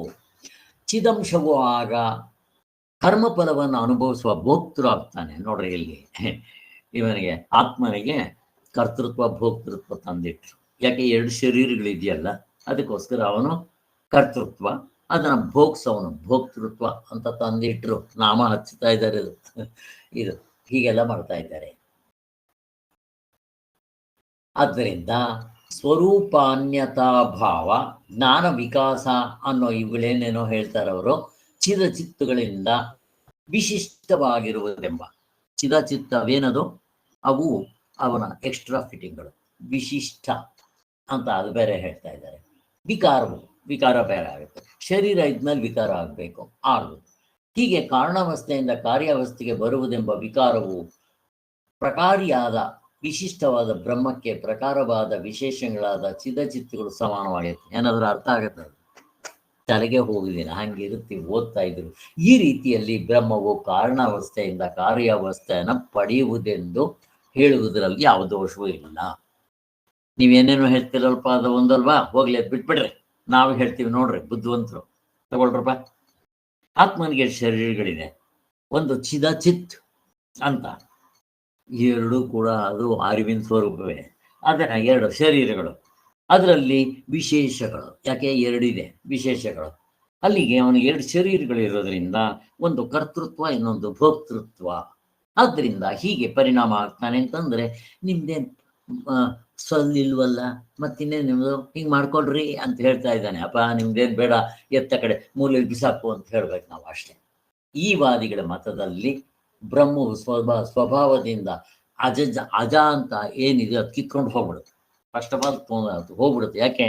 ಆತ್ಮನು ಅಶರೀರ ಅಂದಿದ ತಕ್ಷಣ, ಅವನ ಶರೀರ ಅಂದಿದ ತಕ್ಷಣ ಶ್ರುತಿಯಲ್ಲೆಲ್ಲೂ ಹೇಳಿಲ್ಲ. ಹಾಗೆ ಬ್ರಹ್ಮಕ್ಕೆ ನಿಜವಾಗಿ ಜನ್ಮ ಉಂಟೆಂದು ಹೇಳಿದಂತೆ ಆಗುತ್ತದೆ ನಿಮ್ಮ ಪ್ರಕಾರ? ಹೊಂದೋದಿಲ್ಲ. ಹಾಗಾಗಿ ವಿಶೇಷಗಳನ್ನು ಬಿಟ್ಟು ಬ್ರಹ್ಮವು ಯಾವಾಗಲಾದರೂ ಸ್ವತಂತ್ರವಾಗಿರುತ್ತದೆ ಎಂದು ಇವರು ಒಪ್ಪುವುದಿಲ್ಲ. ಆದ್ದರಿಂದ ಬ್ರಹ್ಮಕ್ಕೂ ವಿಕಾರ ಉಂಟೆಂದೇ ಇವರು ಒಪ್ಪಿದಂತಾಯಿತು. ಬ್ರಹ್ಮಕ್ಕೂ ವಿಕಾರ ಇದೆ ಅಂತ ಇವರು ಪಕ್ಕ ಹಿಡ್ಕೊಂಡಂಗಾಯ್ತು. ನಾವು ಅದು ವಿಕಾರ ಇಲ್ಲ ಅಂತ ನಾವು ಹೇಳ್ತಾ ಇದ್ವಿ, ಮುಗಿದೋಯ್ತು. ಅದಕ್ಕೊಂದು ದೃಷ್ಟಾಂತ ಕೊಡ್ತಾರೆ. ಒಬ್ಬ ಮನುಷ್ಯನಿಗೆ ಕೈಯಲ್ಲೋ ಕಾಲಿನಲ್ಲೋ ಹೊಟ್ಟೆಲ್ಲೋ ನೋವು ಕಂಡ್ರೆ ಅವನು ಅವಯವಕ್ಕೆ ನೋವಾಯಿತು, ನನಗೇನು ಆಗಲಿಲ್ಲ ಅಂತಾನೇನ ಯಾರಾದರೂ ಹೇಳ್ತಾರ ಹಂಗೆ? ಈಗ ಇಷ್ಟು ಸೇರಿ ಶರೀರ, ತಲೆನೋವು ಬಂದ್ರೆ ನನಗೆ ತಲೆನೋವು ಬಂತು ಅಂತಾನೆ ಹೇಳ್ತಾನೆ, ಹೊಟ್ಟೆ ನೋವು ಬಂದ್ರೆ ನನಗೆ ಹೊಟ್ಟೆ ನೋವು ಬಂತು ಅಂತಾನೆ. ಸ್ವಾಮಿ ಅದು ಅಂಗಕ್ಕಾಗಿದ್ದು, ಅದು ನೀನು ಸ್ಪೇರ್ ಪಾರ್ಟ್ಸ್ಗಾಗಿದ್ದು, ನನಗಲ್ಲ ಅಂತ ಹಂಗಿರ್ತಾನೇನೋ ಅವನು? ಇರೋದಿಲ್ಲ ಅಂತ. ಇಲ್ಲಿ ನಮ್ಗೊಂದು ಪ್ರಶ್ನೆ ಬರುತ್ತೆ ಇವು. ಯಾಕೆಂದ್ರೆ ಹೆಂಗ್ ಸಿಕ್ಕಿದ್ರೆ ಹಾಗೆ ತಗೊಂಡ್ಬಿಟ್ರೆ ಇಲ್ಲೊಂದು ಪ್ರಶ್ನೆ ಬಂದ್ಬಿಡುತ್ತೆ. ಯಾವ್ದಾದ್ರು ಪ್ರಶ್ನೆ ಯಾರಿಗಾದ್ರೂ ಬಂತ? ಈಗ ಕಾಲ್ಗೆ ಗ್ಯಾಂಗ್ರೀನ್ ಆಗಿದೆ, ಅದು ಕಾಲ್ನ ಕತ್ತರಿಸ್ತೀವಲ್ಲ ಸರ್, ಆ ಡೌಟ್ ಬರುತ್ತೆ ಸರ್ ನಮ್ಗೆ. ಹಂಗಲ್ಲ, ಅದು ಕರೆಕ್ಟು, ಇವ್ರು ಹೇಳೋದಕ್ಕೆ ಅದಕ್ಕೆ ಹೊಂದುತ್ತೆ. ಆದ್ರೆ ಇಲ್ಲಿ ಏನಾಗುತ್ತೆ ಅಂತಂದ್ರೆ, ಆತ್ಮನಿಗೆ ನೋವಾಗುತ್ತಾ ಅಂತ ಪ್ರಶ್ನೆ, ನನ್ನ ಪ್ರಶ್ನೆ. ಈಗ ಆತ್ಮ ಒಬ್ಬನೇ, ಅವನಿಗೆ ಆಗೋದಿಲ್ಲ. ಇಲ್ಲಿ ಆತ್ಮನು ನೋವಾಗಬಾರ್ದು, ಆಗೋದಿಲ್ಲ, ಕರೆಕ್ಟೇ. ಹಾಗೆ ಅಂದ್ಕೊಂಡು ಒಂದ್ಸಾರಿ ಒಬ್ಬ ವೆಸ್ಟರ್ನ್ ಫಿಲಾಸಫರ್ ರಮಣ ಮಹರ್ಷಿಯ ಜೊತೆಲಿದ್ದಾಗ ಅವ್ರು ಹಿಂಗೆ ಏನೋ ಹೇಳಿದ ತಕ್ಷಣ, ಸ್ವಾಮಿ ನಾನು ನಿನ್ನ ಜೊತೆ ನಾನು ಮಲಕ್ಕೋಬೇಕು ಅಂತಂದಂತೆ. ಧಾರಾಳವಾಗಿ ಮಲಕ್ಕೋ ಅಂದ್ರೆ. ಯಾಕೆ? ರಮಣ ಮಹರ್ಷಿಗಳು ಓಪನ್ ಹಾರ್ಟ್. ಯಾರಾದ್ರೂ ಗುರುಗಳನ್ನು ಪರ್ಮಿಷನ್ ಕೊಡ್ತಾರೆ, ನೀವು ಮಲಕ್ಕೋ ಜಾಗದಲ್ಲಿ ನಾನು ಮಲ್ಕೊಂತೀನಿ ಹೋಗೋಂತಾರೆ. ಇದು ಓಪನ್ ಹಾರ್ಟ್ನೆಸ್. ಅವನು ಮಲಗಿದ್ನಂತೆ, ಅವ್ರು ಕ್ಯಾನ್ಸರ್ ಬಂದಿತ್ತು ಅಷ್ಟೊತ್ತಿಗೆ. ಕೊನೆಗೆ ಅವ್ರು ರಾತ್ರಿ ಹೊತ್ತು ಆ ಕಡೆ ಈ ಕಡೆಯಿಂದ ತಿರ್ಗೋವಾಗ ಅಂದ್ರೆ ಎದ್ಬಿಟ್ಟು, ಸ್ವಾಮಿ ನಿಮಗೆ ನೋವಾಯ್ತಾ ಅಂತ ಕೇಳ್ತಾ ಇದ್ದೀನಿ. ಹೌದಪ್ಪ ಅಂತ ಆಯ್ತು. ಈಗ ಇವರು ಆತ್ಮ ಆದ್ರು ಅನಾತ್ಮ ಆದ್ರು? ಪ್ರಶ್ನೆ ಯಾಕೆ ಕೇಳಿದ್ರೆ ನಾನು ಹೆಂಗಿದ್ದೆ ನೋಡ್ರಿ ಪ್ರಶ್ನೆ. ಹಾಗಾದ್ರೆ ಬ್ರಹ್ಮಜ್ಞಾನ ಆಗಿ ಉಪಯೋಗ ಏನು? ಅಂದ್ರೆ ಸರ್, ಶರೀರದ ನೋವು ಶರೀರದಿಂದ ಅನುಭವಿಸ್ತಾ ಇದ್ದಾರೆ, ಆತ್ಮನ್ಗಲ್ಲ ಅಂತ ಅರ್ಥ ಆಗುತ್ತಲ್ವಾ ಸರ್ ಅದು? ಅರ್ಥ ಆಗುತ್ತೆ. ಮತ್ತು ಬ್ರಹ್ಮಜ್ಞಾನ ಇನ್ನೇನು ನಿಮಗೆ ಬೆನಿಫಿಟ್ ಬಂತು? ಕ್ಯಾನ್ಸರ್ ಇದ್ದವನು ಬ್ರಹ್ಮನ್ ತಿಳ್ಕೊಳ್ಳದೆ ಇದ್ರೂ ನೋವಾಯಿತು ಅಂತ ಹೇಳ್ತಾನೆ, ಇವನು ನೋವಾಯಿತು ಅಂತ ಹೇಳ್ತಾನೆ. ಇಬ್ಬರಿಗೂ ವ್ಯತ್ಯಾಸ ಏನು? ತಿಳ್ಕೊಂಡು ಏನು ವ್ಯತ್ಯಾಸ ಆಯಿತು ಅಂತ ನಾನು ಪ್ರಶ್ನೆ. ಅರ್ಥ ಆಯ್ತಾ? ಸೂಕ್ಷ್ಮವಾಗಿದೆ. ಏನೋ ಉತ್ತರ ಕೊಡಕ್ ಬರುತ್ತಾ? ನಾವು ನೋವನ್ನ ತುಂಬಾ ಅನುಭವಿಸ್ತಾ ಇರ್ತೀವಿ ಸರ್. ಏನೋ ಆಗೋಯ್ತು ನನ್ಗೆ, ಹಂಗಾಯ್ತು ಹಿಂಗಾಯ್ತು ಅಂತ. ಅವ್ರಿಗೆ ಆತ್ಮನ ಆನಂದದಲ್ಲಿ ಇರ್ತಾರೆ. ಜಸ್ಟ್ ಸ್ವಲ್ಪ ಶರೀರದ್ದು ಒಂದು ಚೂರು ಶರೀರದಿಂದ ಅದು ರಿಯಾಕ್ಟ್ ಮಾಡ್ತಾರಷ್ಟೇ.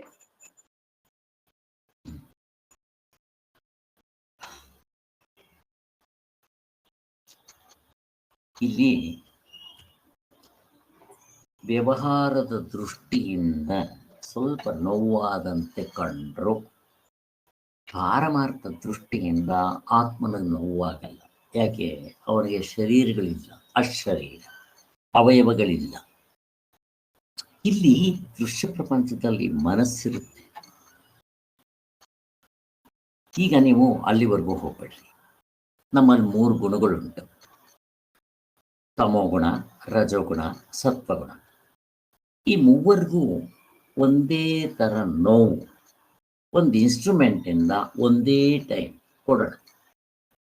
ಎಷ್ಟೊತ್ತು? 1 ಸೆಕೆಂಡು ಏನಾದ್ರು, ಅಥವಾ 1-2 ಸೆಕೆಂಡು, 3 ಸೆಕೆಂಡು ಏನೋ ಕೊಡೋಣ, ನೋವು ತಡ್ಕೊಳ್ಳೋವಂಥದ್ದು. ಈಗ ಇವ್ರು ಮೂವರಿಗೂ ನಾವು ಎಕ್ಸ್ಪೆರಿಮೆಂಟ್ ಮಾಡಿದ್ರೆ ತಮೋಗುಣದವನಿಗೆ ಏನು ರಿಯಾಕ್ಷನ್ ಆಗುತ್ತೆ? ಒಂದೇ ಥರ ಅದರ ಸಿವಿಯಾರಿಟಿ, ಅದರ ಪೇಯ್ನು ಎಲ್ಲ ಒಂದೇ. ತಮೋಗುಣ, ರಜೋಗುಣ, ಸತ್ವಗುಣ ಮತ್ತು ಬ್ರಹ್ಮಜ್ಞಾನಿ 4 ಜನಕ್ಕೂ ಕೊಟ್ಟೆ ಅಂತ ಇಟ್ಕೊಳ್ರಿ. ಈ ತಮೋಗುಣದಲ್ಲಿರೋನು ಬಾಯ್ ಪಡ್ಕೊತಾ ಇರ್ತಾನೆ, ರಜೋಗುಣದಲ್ಲಿರೋನು ಆಡ್ತಾನೆ, ಸತ್ವಗುಣದಲ್ಲಿರೋನು ತಡ್ಕೊತಾನೆ. ಬ್ರಹ್ಮಜ್ಞಾನಿ ಏನ್ ಮಾಡ್ತಾನೆ? ನಗ್ನಗ್ತಾ ಅನುಭವಿಸ್ತಾನೆ. ಇಷ್ಟೇ ವ್ಯತ್ಯಾಸ. ಅರ್ಥ ಆಯ್ತಲ್ಲ? ಒಂದೇ ನೋವು, but the facing the problem with different way. ಅವನಿಗೂ ನೋವು ಆಗಿರ್ಬೋದು, ಅವನು ನಗ್ನಗ್ತ ಸಹ ಅಂತ ಅನುಭವಿಸ್ತಾನೆ. ಹೇಗಿರ್ತಾರೆ? ಇಷ್ಟು ಅಂದ್ರೆ ಈಗ ಒಂದು 25 kg ತೂಕ ಇದೆ, ಅದನ್ನ ಒಬ್ಬ ನರ್ಪೇತಲ್ ನಾರಾಯಣ ಎತ್ತಬೇಕು, ಎತ್ತಕ್ಕಾಗಲ್ಲ, ಮುಟ್ಟಕ್ಕಾಗಲ್ಲ ಅವನಿಗೆ. ಈಗ ಅವನಿಗೆ ದಿನ ಕೋಳಿ ಮೊಟ್ಟೆ, ಹಾಲು, ಮೊಸರು, ಪ್ರೋಟೀನ್ ಫುಡ್ ಎಲ್ಲ ತಿನ್ನಿಸಿ ಶಕ್ತಿ ಬಂದಂಗೆ ಮಾಡಿ ಎಕ್ಸರ್ಸೈಸ್ ಮಾಡಿಸಿ ಅವನೆತ್ತು ಅಂತಂದ್ರೆ ಬೆಟ್ಟದಂತ ಕಷ್ಟವನ್ನ ಹೂವಿನ ಮಾಲೆಯಾಗಿ ಎತ್ಬಿಡ್ತಾನಲ್ಲ. ಬ್ರಹ್ಮಜ್ಞಾನಿಗೆ ಹಂಗಿರುತ್ತೆ ಅಷ್ಟೆ. ಇವನು ಬೆಟ್ಟ ಎತ್ತದಂಗೆ ಎತ್ತುತ್ತಾರೆ ಕಷ್ಟಪಟ್ಕೊಂಡು. ವ್ಯತ್ಯಾಸ ಇಷ್ಟಿರುತ್ತೆ, ಇನ್ನು ಇದಕ್ಕಿಂತ ನಾವಿನ್ನೇನು ತಿಳ್ಸಕ್ ಬರೋದಿಲ್ಲ, ನೀವು ಅರ್ಥ ಮಾಡ್ಕೋಬೇಕಷ್ಟೆ. ಹೀಗೆ ಸೊ ಅದು ನಿಜ. ಅವನಿಗೆ ಇಲ್ಲಿ ಈ ಶರೀರ ಮತ್ತು ಇವುಗಳಲ್ಲಿ ಅಟ್ಯಾಚ್ಮೆಂಟು, ತಾದಾತ್ಮ, ಮೋಹ ಇರೋಲ್ಲ. ಬಟ್ ಇನ್ನೂ ಒಂದು ಎಕ್ಸ್ಪೆರಿಮೆಂಟ್ ಮಾಡಿದ್ರು ಸೇಮ್ ರಮಣ ಮಹರ್ಷಿಗಳ ಮೇಲೆ. ಕ್ಯಾನ್ಸರ್ ಆದಾಗ ಗಡ್ಡೆ ಏನೋ ತೆಗಿತೀವಿ ಅಂದಾಗ ಅವ್ರಿಗೆ ಇದ್ದಿದ್ದಲ್ಲಿ ಥ್ರೋಟ್ ಕ್ಯಾನ್ಸರ್, ಕೈ ಕ್ಯಾನ್ಸರ್ ಅವ್ರಿಗೆ ರಾಮಕೃಷ್ಣ ಪರಮಹಂಸರಿಗೆ ಥ್ರೋಟ್ ಕ್ಯಾನ್ಸರ್, ರಮಣ ಮಹರ್ಷಿಗಳಿಗೆ ಕೈ ಕ್ಯಾನ್ಸರ್. ಆಪರೇಷನ್ ಮಾಡುವಾಗ ನನಗೇನು ಅನಸ್ತಿಷ್ಯ ಬೇಡ, ಹಾಗೆ ತೆಗೀರಿ, ಕಿಂಚಿತ್ ಅಲ್ಲಾಡಿ. ಹೇಗಿದೆ? ಈಗ ಅವ್ರಿಗೆ ನೋವಾಗ್ಲಿಲ್ವಾ? ಸ್ವಲ್ಪ ಏನಾದರೂ ಆಗಿರ್ಬೋದು, ಬಟ್ ತಡ್ಕೊಳ್ಳೋ ಕೆಪಾಸಿಟಿ ಇರುತ್ತೆ. ಬೆಟ್ಟದಂಥ ಕಷ್ಟವನ್ನ ಹೂವಿನ ಮಾಲೆಯಾಗಿ ಎತ್ತೋ ಕೆಪಾಸಿಟಿ ಬಂದಿರುತ್ತವ. ಹೀಗೆ ಮತ್ತಿನ್ನೂ ಒಂದು ದೃಷ್ಟಾಂತ ಕೊಟ್ಟಿದ್ದೆ. ಇವೆಲ್ಲ ಇದ್ರು ಎಕ್ಸಾಂಪಲ್ಸ್ ಮೇಲ್ಕ್ ಹಾಕಿದ್ರೆ ನಿಮ್ಗೆ ಒಂದು ಸ್ವಲ್ಪ ಕ್ಲಿಯರ್ ಕಟ್ ಆಗೋದು, ಇಲ್ಲದ್ರೆ ಸುಮ್ಮನೆ ಕನ್ಫ್ಯೂಷನ್ ಆಗ್ತಾರೆ. ನಾನು ಹೇಳಿದ್ದೆ ಹಿಂದೆ ಒಂದು ಸಾರಿ, ಒಂದ್ಸಾರಿ ನಮ್ಮ ಮಹಾರಾಜಿಯವರು, ನಮ್ಮ ಮಾತಾಜಿಯವ್ರ ಗುರುಗಳು ಆಸ್ಪತ್ರೆ ಮುಂದೆ ಹೋಗ್ತಾ ಇದ್ರಂತೆ, ಯಾವುದೋ ಒಂದು ವಾರ್ಡ್. ಅಲ್ಲಿ ಒಬ್ಬ ಸರ್ದಾರ್ಜಿಗೆ ಕೈ ಕಿವಿ ಕಟ್ಕೊಂಡ್ಬಿಟ್ಟಿದ್ದಂತೆ, ಆಪರೇಷನ್ ಮಾಡ್ತಾ ಇದ್ದಾರೆ, ಕಿವಿಯೆಲ್ಲ ತೆಗಿತಾ ಇದ್ದಾರೆ, ಕುಯ್ಬೇಕು, ಕೈಯೆಲ್ಲ ಹಿಸಿಕ್ಬೇಕು. ಆವಾಗ ಅವ್ನು ನನಗೆ ಅನಸ್ತೀಶ ಬೇಡ ಅನ್ನಂತ. ಇವ್ರು ಸ್ವಲ್ಪ ಕ್ಯೂರಿಯಾಸಿಟಿ ಆಯಿತು, ಹಾಗೆ ಗೇಟ್ ಅಲ್ಲೇ ಮುಂದೆಗಡೆನೆ ಆ ಬಾಗಿಲ ಹತ್ರ ನಿಂತ್ಕೊಂಡು ನೋಡ್ತಾ ಇದ್ರಂತೆ. ಅವನ ಮುಖ ನೋಡೋಣ ಅಂತ ಅನಸ್ತೀಶ ತಗೊಂಡ್ಲಿಲ್ಲ ಅವನು, ಅಲ್ಲಿಗೂ ಇಂಜೆಕ್ಷನ್ ಏನು ಕೊಡಿಸ್ಕೊಂಡ್ಲಿಲ್ಲ. ಅವ್ರು ಡಾಕ್ಟ್ರಿಗೆ ಹೇಳ್ದಂತೆ, ನೀವು ಮಾಡ್ರಿ, ನಾನು ಧೈರ್ಯವಾಗಿರ್ತೀನಿ ಅಂತ. ಅವ್ರು ಕುಯ್ತಾ ಇದ್ರೆ ಇವ್ರ ಮುಖ ನೋಡ್ತಾ ಇದ್ರಂತೆ ಆ ಸರ್ದಾರ್ಜಿ. ಅವನು ಕಿಂಚಿತ್ ಪಿಸುಕ್ ಪಿಸುಕ್ ಏನೋ ಆಗಲಿಲ್ಲ. ಹೇಗಿದೆ ನೋಡಿ, ಇದು ಅವನ ಹಠದಿಂದಲೋ ಅವನ ನೇಚರಿಂದಲೋ ಆ ಧೈರ್ಯ ಬಂದಿರುತ್ತೆ. ಅವನೇನೋ ಆತ್ಮನ್ ತಿಳ್ಕೊಬೇಕಾಗಿಲ್ಲ. ಇಂಥವನ ಆತ್ಮನ್ ತಿಳ್ಕೊಂಡ್ಬಿಟ್ರೆ ಇನ್ನೇನಾಗ್ಬೇಕು, ಇದ್ದಿದ್ದು ಅವನ ನೇಚರೇ ಹಂಗಿದೆ. ಅವನಿಗೆ ಏನೋ ಹಿಂದಿನ ಜನ್ಮಗಳೆಲ್ಲ ತಡೆದು ರೂಢಿಯಾಗಿದೆ. ಇನ್ನೂ ಒಂದು ದೃಷ್ಟಾಂತ ಕೊಡ್ತೀನಿ. ಈ ಹಿಂದೆ ಸ್ವತಂತ್ರಕಾರರು ನೇಣಾಗ್ತಾ ಇದ್ರು ಅವರಿಗೆ. ಪಾಪ ಅವರೇನೋ ತಪ್ಪು ಮಾಡ್ತಾ ಇರಲಿಲ್ಲ, ದೇಶಕ್ಕೋಸ್ಕರ ಹೊಡೆದಾಡಿ ಹೋಗ್ತಾ ಇರೋರು. ಈ ಕಳ್ಳರು ಕೆಲವರು ಯಾರಾದರೂ ಕಳ್ತನ ಮಾಡೋ, ಕೊಲೆ ಮಾಡೋ ಅವ್ರಿಗೆ ಮರಣದಂಡನೆ ಕೊಟ್ಟರೆ ಹೆಂಗಾಗುತ್ತೆ ಗೊತ್ತಾ? ನಾಳೆ ಹಾಕ್ತಾರೆ ಅಂದಾಗ ಇವ್ರು ಹಾರ್ಟ್ ಅಟ್ಯಾಕ್ ಆಗಿ ಸತ್ತು ಹೋಗ್ಬಿಡ್ತಾರೆ. ಯಪ್ಪಾ ಅಂತ ಅಳ್ತಾರೆ. ಅವ್ರನ್ನ ಏನು ಮಾಡಿದ್ರು ಮಾಡಕ್ಕೆ ಬರೋಲ್ಲ. ಅದೇ ನಮ್ಮ ಸ್ವತಂತ್ರದಿಂದ ಜೈಲ್ಗೆ ಹೋದವರು, ಅವರೆಲ್ಲ ಬೇಕಾದಷ್ಟು ಜನ ಹೆಸರುಗಳಿದೆಯಲ್ಲ, ಅವರು ವೀರ ವೀರ ವೀರ ಅವ್ರ ಹೆಸರುಗಳು ಏನೇನೋ ಇದೆಯಲ್ಲ, ಅವ್ರು ಹೇಳಿದ್ರಂತೆ, ರೀ ನನಗೆ ಆ ಕಪ್ಪಟ್ಟೆ ಹಾಕಬೇಡ್ರಿ, ನಾನು ಹಾಗೆ ಇರ್ತೀನಿ ಅಂತ ಹೇಳಿ, ನಾನು ಸಾಯೋವಾಗ ನನ್ನ ಮಾತೆ ಭೂತಾಯಿನ ನೋಡ್ತಾ ಪ್ರಾಣ ಬಿಡ್ಬೇಕು. ಹೆಂಗಿದೆ ಧೈರ್ಯ! ಅವ್ರು ಹಂಗೆ ಸತ್ರಂತೆ. ಸಾಯೋವಾಗ ಜೈ ಭಾರತ್ ಮಾತಕಿ ಅಂತ ಅಂದ್ಕೊಂಡು ಪ್ರಾಣ ಬಿಟ್ರಂತೆ. ಹೆಂಗಿದೆ ವ್ಯತ್ಯಾಸ!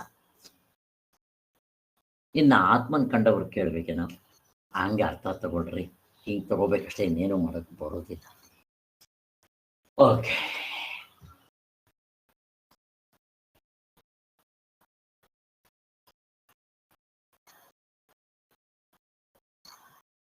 ಸೊ ಇವ್ರದ್ದು ಅಷ್ಟೇನು ಹೊಂದಲ್ಲ. ಚಿತ್ತಗಳು ವಿಕಾರ ಆಗುತ್ತೆ ಇವೆಲ್ಲ. ಆದ್ದರಿಂದ ಇಲ್ಲಿ ಅವ್ರು ಹೇಳ್ಬಿಡ್ತಾರೆ, ಶ್ರುತಿವಚನ ತಗೋ. ಏನು ಹೇಳುತ್ತೆ? ಇರುವ ವಿಷಯವನ್ನ ಮಾತ್ರ ನಮಗೆ ತಿಳಿಸ್ಕೊಡುತ್ತೆ. ಅಂದರೆ ವಸ್ತು ಹೇಗಿರುತ್ತೋ ಹಾಗೆ ತೋರಿಸುತ್ತೆ ಹೊರ್ತು ಆ ವಸ್ತುವಿನಲ್ಲಿ ಬದಲಾವಣೆ ಆಗೋ ಚಾನ್ಸಸ್ ಇಲ್ಲ. ಇದು ವಸ್ತುತಂತ್ರ. ಇದಕ್ಕೇನಂತಾರೆ? ಶಾಸ್ತ್ರ ಜ್ಞಾಪಕಂ ಮಾತ್ರ ನಾ ಕಾರಕಂ. ಏನು ಸೂರ್ಯ ಹೆಂಗೆ ಪಚ ಪಚ ಅಂತಾನಲ್ಲ, ಹಂಗೇನು ಕಾರಕ ಗೀರ್ಕ ಅಲ್ಲ ಇದು.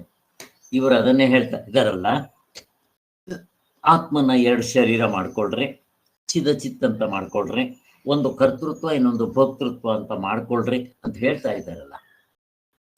ಏನಾದ್ರು ಬದಲಾವಣೆ ಆಗ್ತಾ ಇದೇನೋ? ಎಲ್ಲ ಈ ಥರ ತಪ್ಪು ಮಾಡ್ತಾರಪ್ಪ ಅವರು. ಅದರಿಂದ ಹೊಂದೋದಿಲ್ಲ ಹಾಗೆ. ಸೊ ಇಲ್ಲಿ ನನಗೆ ಹಾವು ಅಂತ ತಪ್ಪಾಗಿ ತಿಳ್ಕೊಂಡಿದ್ದೀನಿ. ಹಗ್ಗ ಅಂತ ಗೊತ್ತಾಗಿದ್ದ ತಕ್ಷಣ ನನಗೆ ಹಗ್ಗವನ್ನ ಸಾಯಿಸ್ಬೇಕಾಗಿಲ್ಲ, ಹೊಸದಾಗಿ ಹಾವನ್ನ ಸಾಯಿಸ್ಬೇಕಾಗಿಲ್ಲ, ಅಥವಾ ಹಲ್ ಕಿತ್ತಾಕ್ಬೇಕಾಗಿಲ್ಲ, ಇನ್ನು ಹಗ್ಗವನ್ನ ತಂದು ಇಡಬೇಕಾಗಿಲ್ಲ. ನಾನಂದ್ರೆ ಏನು? ವಸ್ತು ಹೀಗಿರುತ್ತೋ ಹಾಗೆ ತೋರಿಸುತ್ತೆ ನಮಗೆ ಅಷ್ಟೇ. ಅದು ಜ್ಞಾಪಕಂ ಅಂದ್ರೆ ಬರೀ ನೆನಪು ಅಷ್ಟೇ. ಅವಳು ನೆಕ್ಲೆಸ್ ಕಳ್ಕೊಂಡಿರ್ತಾಳಲ್ಲ, ಸಾಯಂಕಾಲ ಆದರೆ ಇಲ್ಲೇ ಇದೆ ಹುಚ್ಚಿ ಅಂತ ಹೇಳ್ತಾರ, ಹಾಗೆ ಅಂತ ಹೇಳಿದ್ದು ಗೊತ್ತಾಯಿತು. ಇದರಲ್ಲಿ ಈ ಶ್ರುತಿ ವಚನಗಳಿಗೆ ವಿಶೇಷಣಗಳು ವಿಕಾರ ಉಂಟು, ವಿಶೇಷವಾದ ಬ್ರಹ್ಮಕ್ಕೆ ಇಲ್ಲ ಅಂತ ಏನೇನೋ ಹೇಳ್ತಾರಲ್ಲ, ಇವೊಂದಲ್ಲ. ಸೊ ಈ ಪ್ರಾಣಗಳ ನಡುವೆ ಇರುವ ವಿಜ್ಞಾನಂ ಮಯಾನ್ ಮಹಾನ್ ವ್ಯಾಪಕನು ಅಜನು ಜನ್ಮರಹಿತನೇ ಎಂದು ಹೇಳಿರುವ ಜೀವಾತ್ಮನೇ ಅಜರನು. ನಮ್ಮ ಶಾಸ್ತ್ರ ಪ್ರಕಾರ ಹೇಳಿದರೆ ಜೀವಾತ್ಮನೇ ಬ್ರಹ್ಮನು. ಅವನೇ ಅಜರನು, ಮುಪ್ಪಿಲ್ಲದನು, ಸಾವಿಲ್ದವನು, ಅಮರನು, ಅಮೃತನು, ಅಭಯ ಸ್ವರೂಪನು, ಭಯ ಇಲ್ಲದೆ ಇರೋವನು ಅಂತ ನಮಗೆ ಹೇಳೋದಕ್ಕೆ ಸರುತ್ತೆ. ಈ ವಾಕ್ಯಕ್ಕೆ ಇದೇ ಅಭಿಪ್ರಾಯವೆಂಬುದು ಅಭಯಂ ವೈ ಬ್ರಹ್ಮ ಭವತಿ ಯಾ ಏವಂ ವೇದ. ನೋಡಿ, ವೇದದಲ್ಲಿ ಹೇಳ್ತಾರೆ.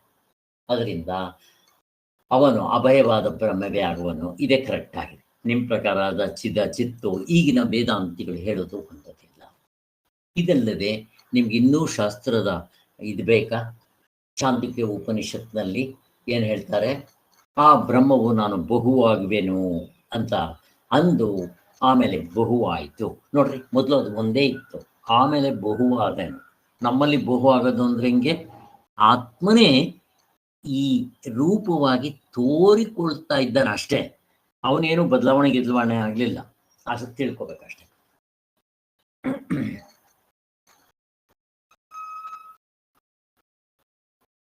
ಅಲ್ಲಿ ನಿಮ್ಮ ಪ್ರಕಾರ ವಿಶೇಷಣಗಳು ಚಿತ್ತು ಹಂಗೆಲ್ಲ ಏನೂ ಆಗೋದಿಲ್ಲ. ಬ್ರಹ್ಮವು ಬ್ರಹ್ಮವಾಗುತ್ತದೆ ಎಂದು ಒಪ್ಪಿದರೆ ಬ್ರಹ್ಮಕ್ಕೆ ಯಾವ ವಿಕಾರವೂ ಇಲ್ಲ ಅಂತ ನಾವು ಸಿದ್ಧಾಂತವನ್ನು ಕೈ ಬಿಡಬೇಕಾಗುವುದು. ಅಲ್ಲ, ಬ್ರಹ್ಮ ನಾನು ಬಹುವಾಗುತ್ತೇನೆ ಅಂದ್ರೆ ಇದಲ್ಲದೆ ಸೃಷ್ಟಿಗೆ ಪೂರ್ವದಲ್ಲಿ ಇದೆಲ್ಲವೂ ಅದ್ವಿತೀಯ ಬ್ರಹ್ಮವೇ ಆಗಿತ್ತು. ಶಾಸ್ತ್ರದಲ್ಲಿ ಹೇಳಿ, ಮೊದಲು ನಾನು ಒಬ್ಬನೇ ಇದ್ದೆ, ಆಮೇಲೆ ಅನೇಕವ ಆಗುವೆನು, ಆದಂತೆ ತೋರ್ದೇನು ಅಂತಾನೆ ಭಗವಂತ ಹೇಳ್ತಾರೆ. ಇದು ಆತ್ಮರೊಬ್ಬನೇ ಆಗಿತ್ತು, ಮತ್ತೆ ಯಾವುದೂ ಇರಲಿಲ್ಲ ಅಂದ್ರೆ ಇದೆಲ್ಲ ಅದೇ ಅರ್ಥ. ನಮ್ಮದಕ್ಕೆ ತುಂಬಾ ಶಾಸ್ತ್ರ ಕ್ಲೀನಾಗಿ ಹೊಂದುತ್ತಲ್ಲ ಅಂತ ತೋರಿಸ್ತಾ ಇದ್ದಾರೆ. ಇನ್ನು ಆಯ್ತರೆಯದಲ್ಲೂ ಶ್ರುತಿಗಳಿಗೆ ಮತವು ನಿಮ್ಮದು ವಿರುದ್ಧವಾಗಿರುತ್ತೆ, ನಮ್ದು ಹೊಂದುತ್ತೆ ಅಂತ ಹೇಳ್ತಾ ಇದ್ದಾರೆ. ಆದ್ದರಿಂದ ನಿಮ್ಮ ಪ್ರಕಾರ ಬ್ರಹ್ಮವು ಚಿತ್ ಎರಡು ಅವು ಒಪ್ಪದಿಕ್ಕಾಗೋದಿಲ್ಲ, ಅವು ರಾಂಗ್. ಆದ್ದರಿಂದ ಶ್ರುತಿ ಬ್ರಹ್ಮ ಒಂದೇ ಇತ್ತು ಅಂತ ಹೇಳಿತ್ತು, ಅದೇ ಕರೆಕ್ಟ್ ಆಗಿದೆ. ಮತ್ತೆ ಹೀಗೆ ಇನ್ನೂ ಕೆಲವು ಹೇಳ್ತಾ ಇದ್ದಾರೆ ಇಲ್ಲಿ, ನೀನೇ ಅದಾಗಿರುವೆ, ಎಲ್ಲ ಶಾಸ್ತ್ರ ತೋರಿಸ್ತಾ ಇದ್ದಾರೆ, ನೀನೇ ಅದಾಗಿರುವೆ, ಮತ್ತೆ ನಾನು ಬ್ರಹ್ಮವಾಗಿರುವೆನು, ನೀನು ಬ್ರಹ್ಮವಾಗಿದ್ಯಾ, ತತ್ವಮಸಿ ಶ್ವೇತಕೇತು. ಈ ಮುಂತಾದ ಶ್ರುತಿಗಳಲ್ಲೂ ಜೀವನು ನಿಜವಾಗಿ ಬ್ರಹ್ಮವೇ ಅಂತ ಹೇಳಿರೋದು ಎಷ್ಟು ಚೆನ್ನಾಗಿ ಗೊತ್ತಾಗ್ತಾ ಇದ್ ನೋಡ್ರಿ. ನೀನೇ ತತ್ವಮಸಿ ಶ್ವೇತಕೇತು, ನೀನೇ ಅದಾಗಿದ್ದೀಯ, ಜೀವನೇ ನೀನೇ ಬ್ರಹ್ಮವಾಗಿದ್ದೀಯ ಕಣೋ ಅಂತ ಎಷ್ಟೊಂದು ಶ್ರುತಿಗಳಿದೆ ನೋಡ್ರಿ, ನಮಗೆ ಚೆನ್ನಾಗಿ ಅರ್ಥ ಆಗುತ್ತೆ ಅಂತ ಹೇಳ್ತಾ ಇದ್ದಾರೆ. ಆದ್ದರಿಂದ ನೀವೇನು ಹೇಳ್ತಾ ಇದ್ದೀರೋ ಜೀವನ ವಿಶೇಷ ರೂಪದ ವಿಶೇಷ ಇವೆಲ್ಲ ಏನೋ ಬದಲಾವಣೆ ಆಗ್ತಾನೆ ಅಂತ ಹೇಳಿದ್ರಲ್ಲ, ಆ ಹೊಂದೋದಿಲ್ಲ ಅಂತ ಹೇಳ್ತಾ ಇದ್ದೀವಿ. ಇನ್ನು ಚಿತ್ಕಾರ ಬ್ರಹ್ಮವಾದ ವಿರುದ್ಧವಾಗಿರುತ್ತೀವಲ್ಲ, ಯಾವುದು ಹೊಂದೋದಿಲ್ಲ ಅಂತ ಹೇಳ್ತಾರೆ. ಇದಕ್ಕೆ ಒಂದೇ ಸಮಾಧಾನವನ್ನು ಹೇಳ್ತಾರೆ ಅಂತ. ಅವನು ಇನ್ನೊಂದು ಅವನು ತಿರ್ಗಾ ಬಿಡೋದಿಲ್ಲ, ಅವನು ಪೂರ್ವ ಪಕ್ಷಿ, ಅವನು ತುಂಬ ಗಟ್ಟಿಗ.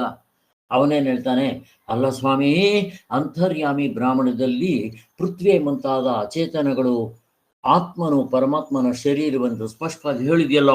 ನೋಡ್ರಿ, ಅವನು ಎಲ್ಲಿ ತಗೊಂಡ್ಬರ್ತಾನೆ, ಅವನಿಗೂ ಶಾಸ್ತ್ರ ಗೊತ್ತು, ಬಟ್ ಅವನು ಇಂಟೆಲೆಕ್ಚುಯಲ್ ಜಗ್ಲರಿ ಮತ್ತೆ ಸಾರ್ವತ್ರಿಕ ಪೂರ್ಣ ಅನುಭವದಿಂದ ಅಧ್ಯಯನ ಮಾಡಿಲ್ಲ. ನೋಡ್ರಿ, ಅದು ಕರೆಕ್ಟ್ ಆಗಿದೆ, ಆ ಶಾಸ್ತ್ರದಲ್ಲಿ ಹೇಳಿದೆ.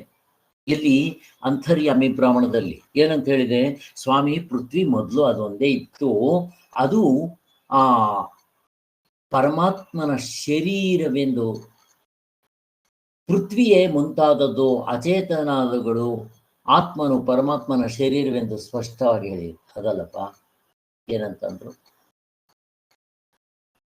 ಪೃಥ್ವಿ ಮುಂತಾದವು ಅಚೇತನಗಳು. ಪೃಥ್ವಿ ಅಚೇತನ ತಾನೆ, ಕರೆಕ್ಟ್.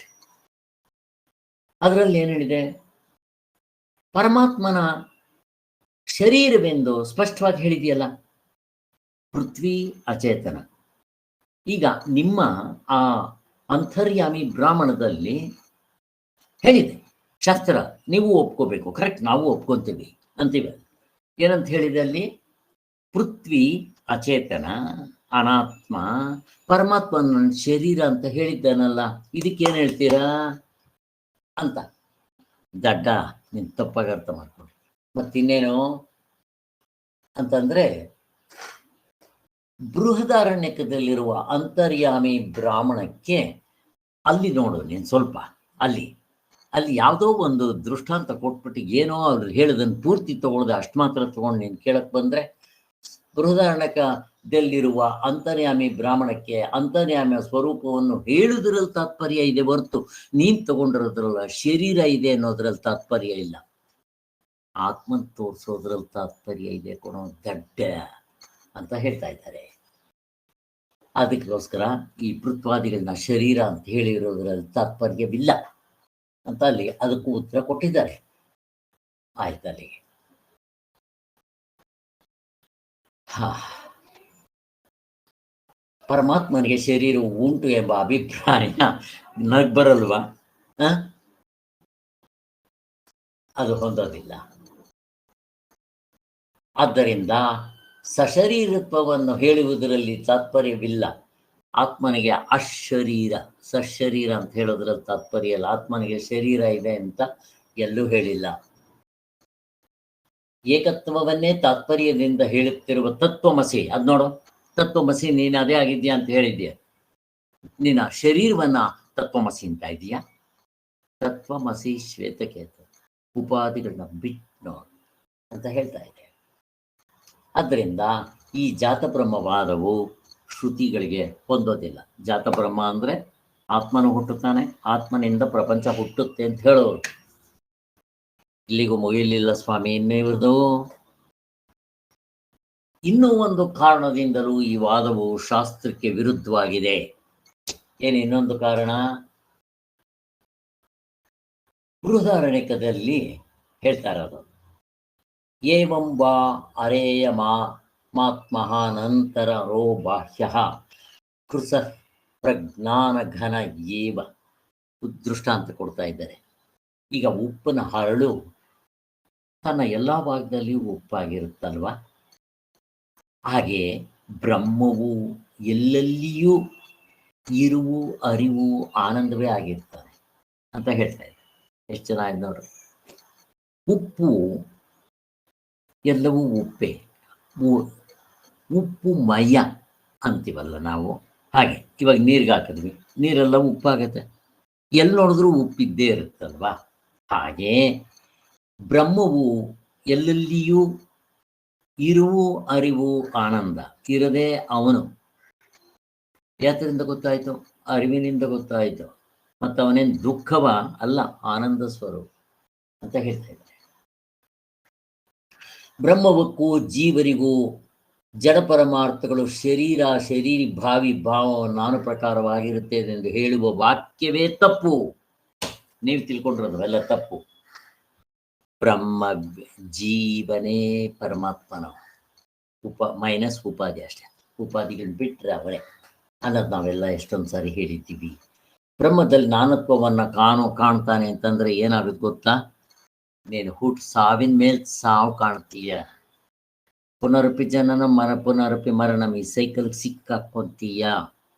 ಬ್ರಹ್ಮನಿಗೆ ನಾನತ್ವ ಅಂತ ನೀನೇನಾದರೂ ಹೇಳಿದ್ರೆ, ಬ್ರಹ್ಮನಿಗೆ 2 ಶರೀರಗಳಿದೆ ಅಂತ ಏನಾದರೂ ಹೇಳಿದ್ರೆ, ತಿರ್ಗಾ ನಾನು ಮತ್ತೆ ಈ ಸೈಕಲ್ಗೆ ಸಿಕ್ಕಾಕೋಬೇಕು ಬೇಕಾ? ದುಃಖ ಅನುಭವಿಸ್ತಾ ಇರಬೇಕು ಬೇಕಾ? ಬ್ರಹ್ಮದಲ್ಲಿ ನಾನಾ ಪ್ರಕಾರವನ್ನು ಕಾಣುವವರಿಗೆ ಸಂಸಾರವು ತಪ್ಪದೆಂದು ಶ್ರುತಿಯು ಅವನ್ ನಿಂದಿಸಿದೆ. ಇನ್ನೇನು ಬೇಕು ನಿಮಗೆ? ಬೇಕಾದಷ್ಟು ಕಡೆ. ಇನ್ನು ಈ ಪರಮಾತ್ಮ ತತ್ವವು ಪ್ರಮೇಯವಲ್ಲ, ಅಂದ್ರೆ ಆಬ್ಜೆಕ್ಟ್ ಅಲ್ಲ, ವಿಷಯವಲ್ಲ ಅಂತ ಕೂಡ ಹೇಳಿ. ಇದರಲ್ಲಿ ನಾನತ್ವವನ್ನ ಕಾಣಬಾರದು. ಪರಮಾತ್ಮ ಅಂದ್ರೆ ಒಬ್ಬನೇ, ಅದ್ವೈತ, ಏಕರೂಪವಾಗಿರುತ್ತೆ, ಏಕೀಭೂತ. ಪರಮಾತ್ಮನಲ್ಲಿ ನಾನತ್ವ ಒಪ್ಪುವ ಈ ವಾದವು ಶಾಸ್ತ್ರಕ್ಕೆ ಹೊರಗಡೆ ಇರುತ್ತೆ ಅಂತ ಹೇಳ್ತಾ ಇದ್ದಾರೆ. ಇದಲ್ಲದೆ ಇನ್ನು ಕೆಲವರು ಇದ್ದಾರಪ್ಪ, ಇನ್ನು ಮುಗ್ದಿಲ್ಲ ಇವರದು ರಾಮಾಯಣ. ಇನ್ನು ಕೆಲವರು ಯಾರು? ಈ ಚೈತನ್ಯಕ್ಕೆ ಅವರು ಶರೀರ ಅಂದ್ರು, ಚೈತನ್ಯಕ್ಕೆ 2 ಇದೆ ಶರೀರಗಳು ಅಂತ. ಚಿತ್ ಅಚತ್ ಅಂದ್ರು.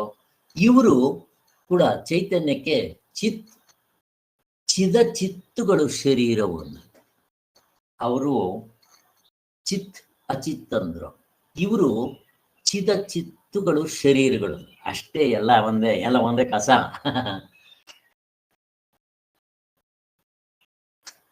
ಚಿದ್ರವ್ಯಕ್ಕೆ ಚಿತ್ತವೆಂಬುದು ಗುಣವು. ತಲೆ ಕೆಟ್ಟೋಗ್ಬಿಡುತ್ತಲ್ವ ಇವರು ಹೇಳ್ತಾ ಇದ್ದಾರೆ ಇವರು ಎಂಬ ವಾಕ್ಯವಾಗಲಿ ಯಾವ ಅರ್ಥವೂ ಹೊಂದಗಡೆ ಇರೋದಿಲ್ಲ. ಏಕೆಂದರೆ ಚೈತನ್ಯವೆಂಬುದು, ಚೈತನ್ಯ ಅಂದ್ರೆ ಏನಪ್ಪ? ಆಕಾಶದಂತೆ ಒಂದೇ. ಎಷ್ಟು ಚೆನ್ನಾಗಿದೆ ನೋಡ್ರಿ. ಆಕಾಶದಂತೆ ಒಂದೇ, ಹಗ್ಗದಂತೆ ಒಂದೇ, ಚಿನ್ನದಂತೆ ಒಂದೇ, ಮಣ್ಣಿನಂತೆ ಒಂದೇ. ಆ ಪರಮಾತ್ಮನ ಒಬ್ಬನೇ ಆಕಾಶದಂತೆ. ಗಾಢ ನಿದ್ರೆಯಲ್ಲಿ ಒಂದೇ. ಇನ್ನು ನನ್ನ ಅನುಭವವನ್ನು ತೋರಿಸಿದ್ದಾರೆ, ಇನ್ನೇನು ತೋರಿಸ್ಬೇಕಪ್ಪ ನಿಮ್ಗೆ.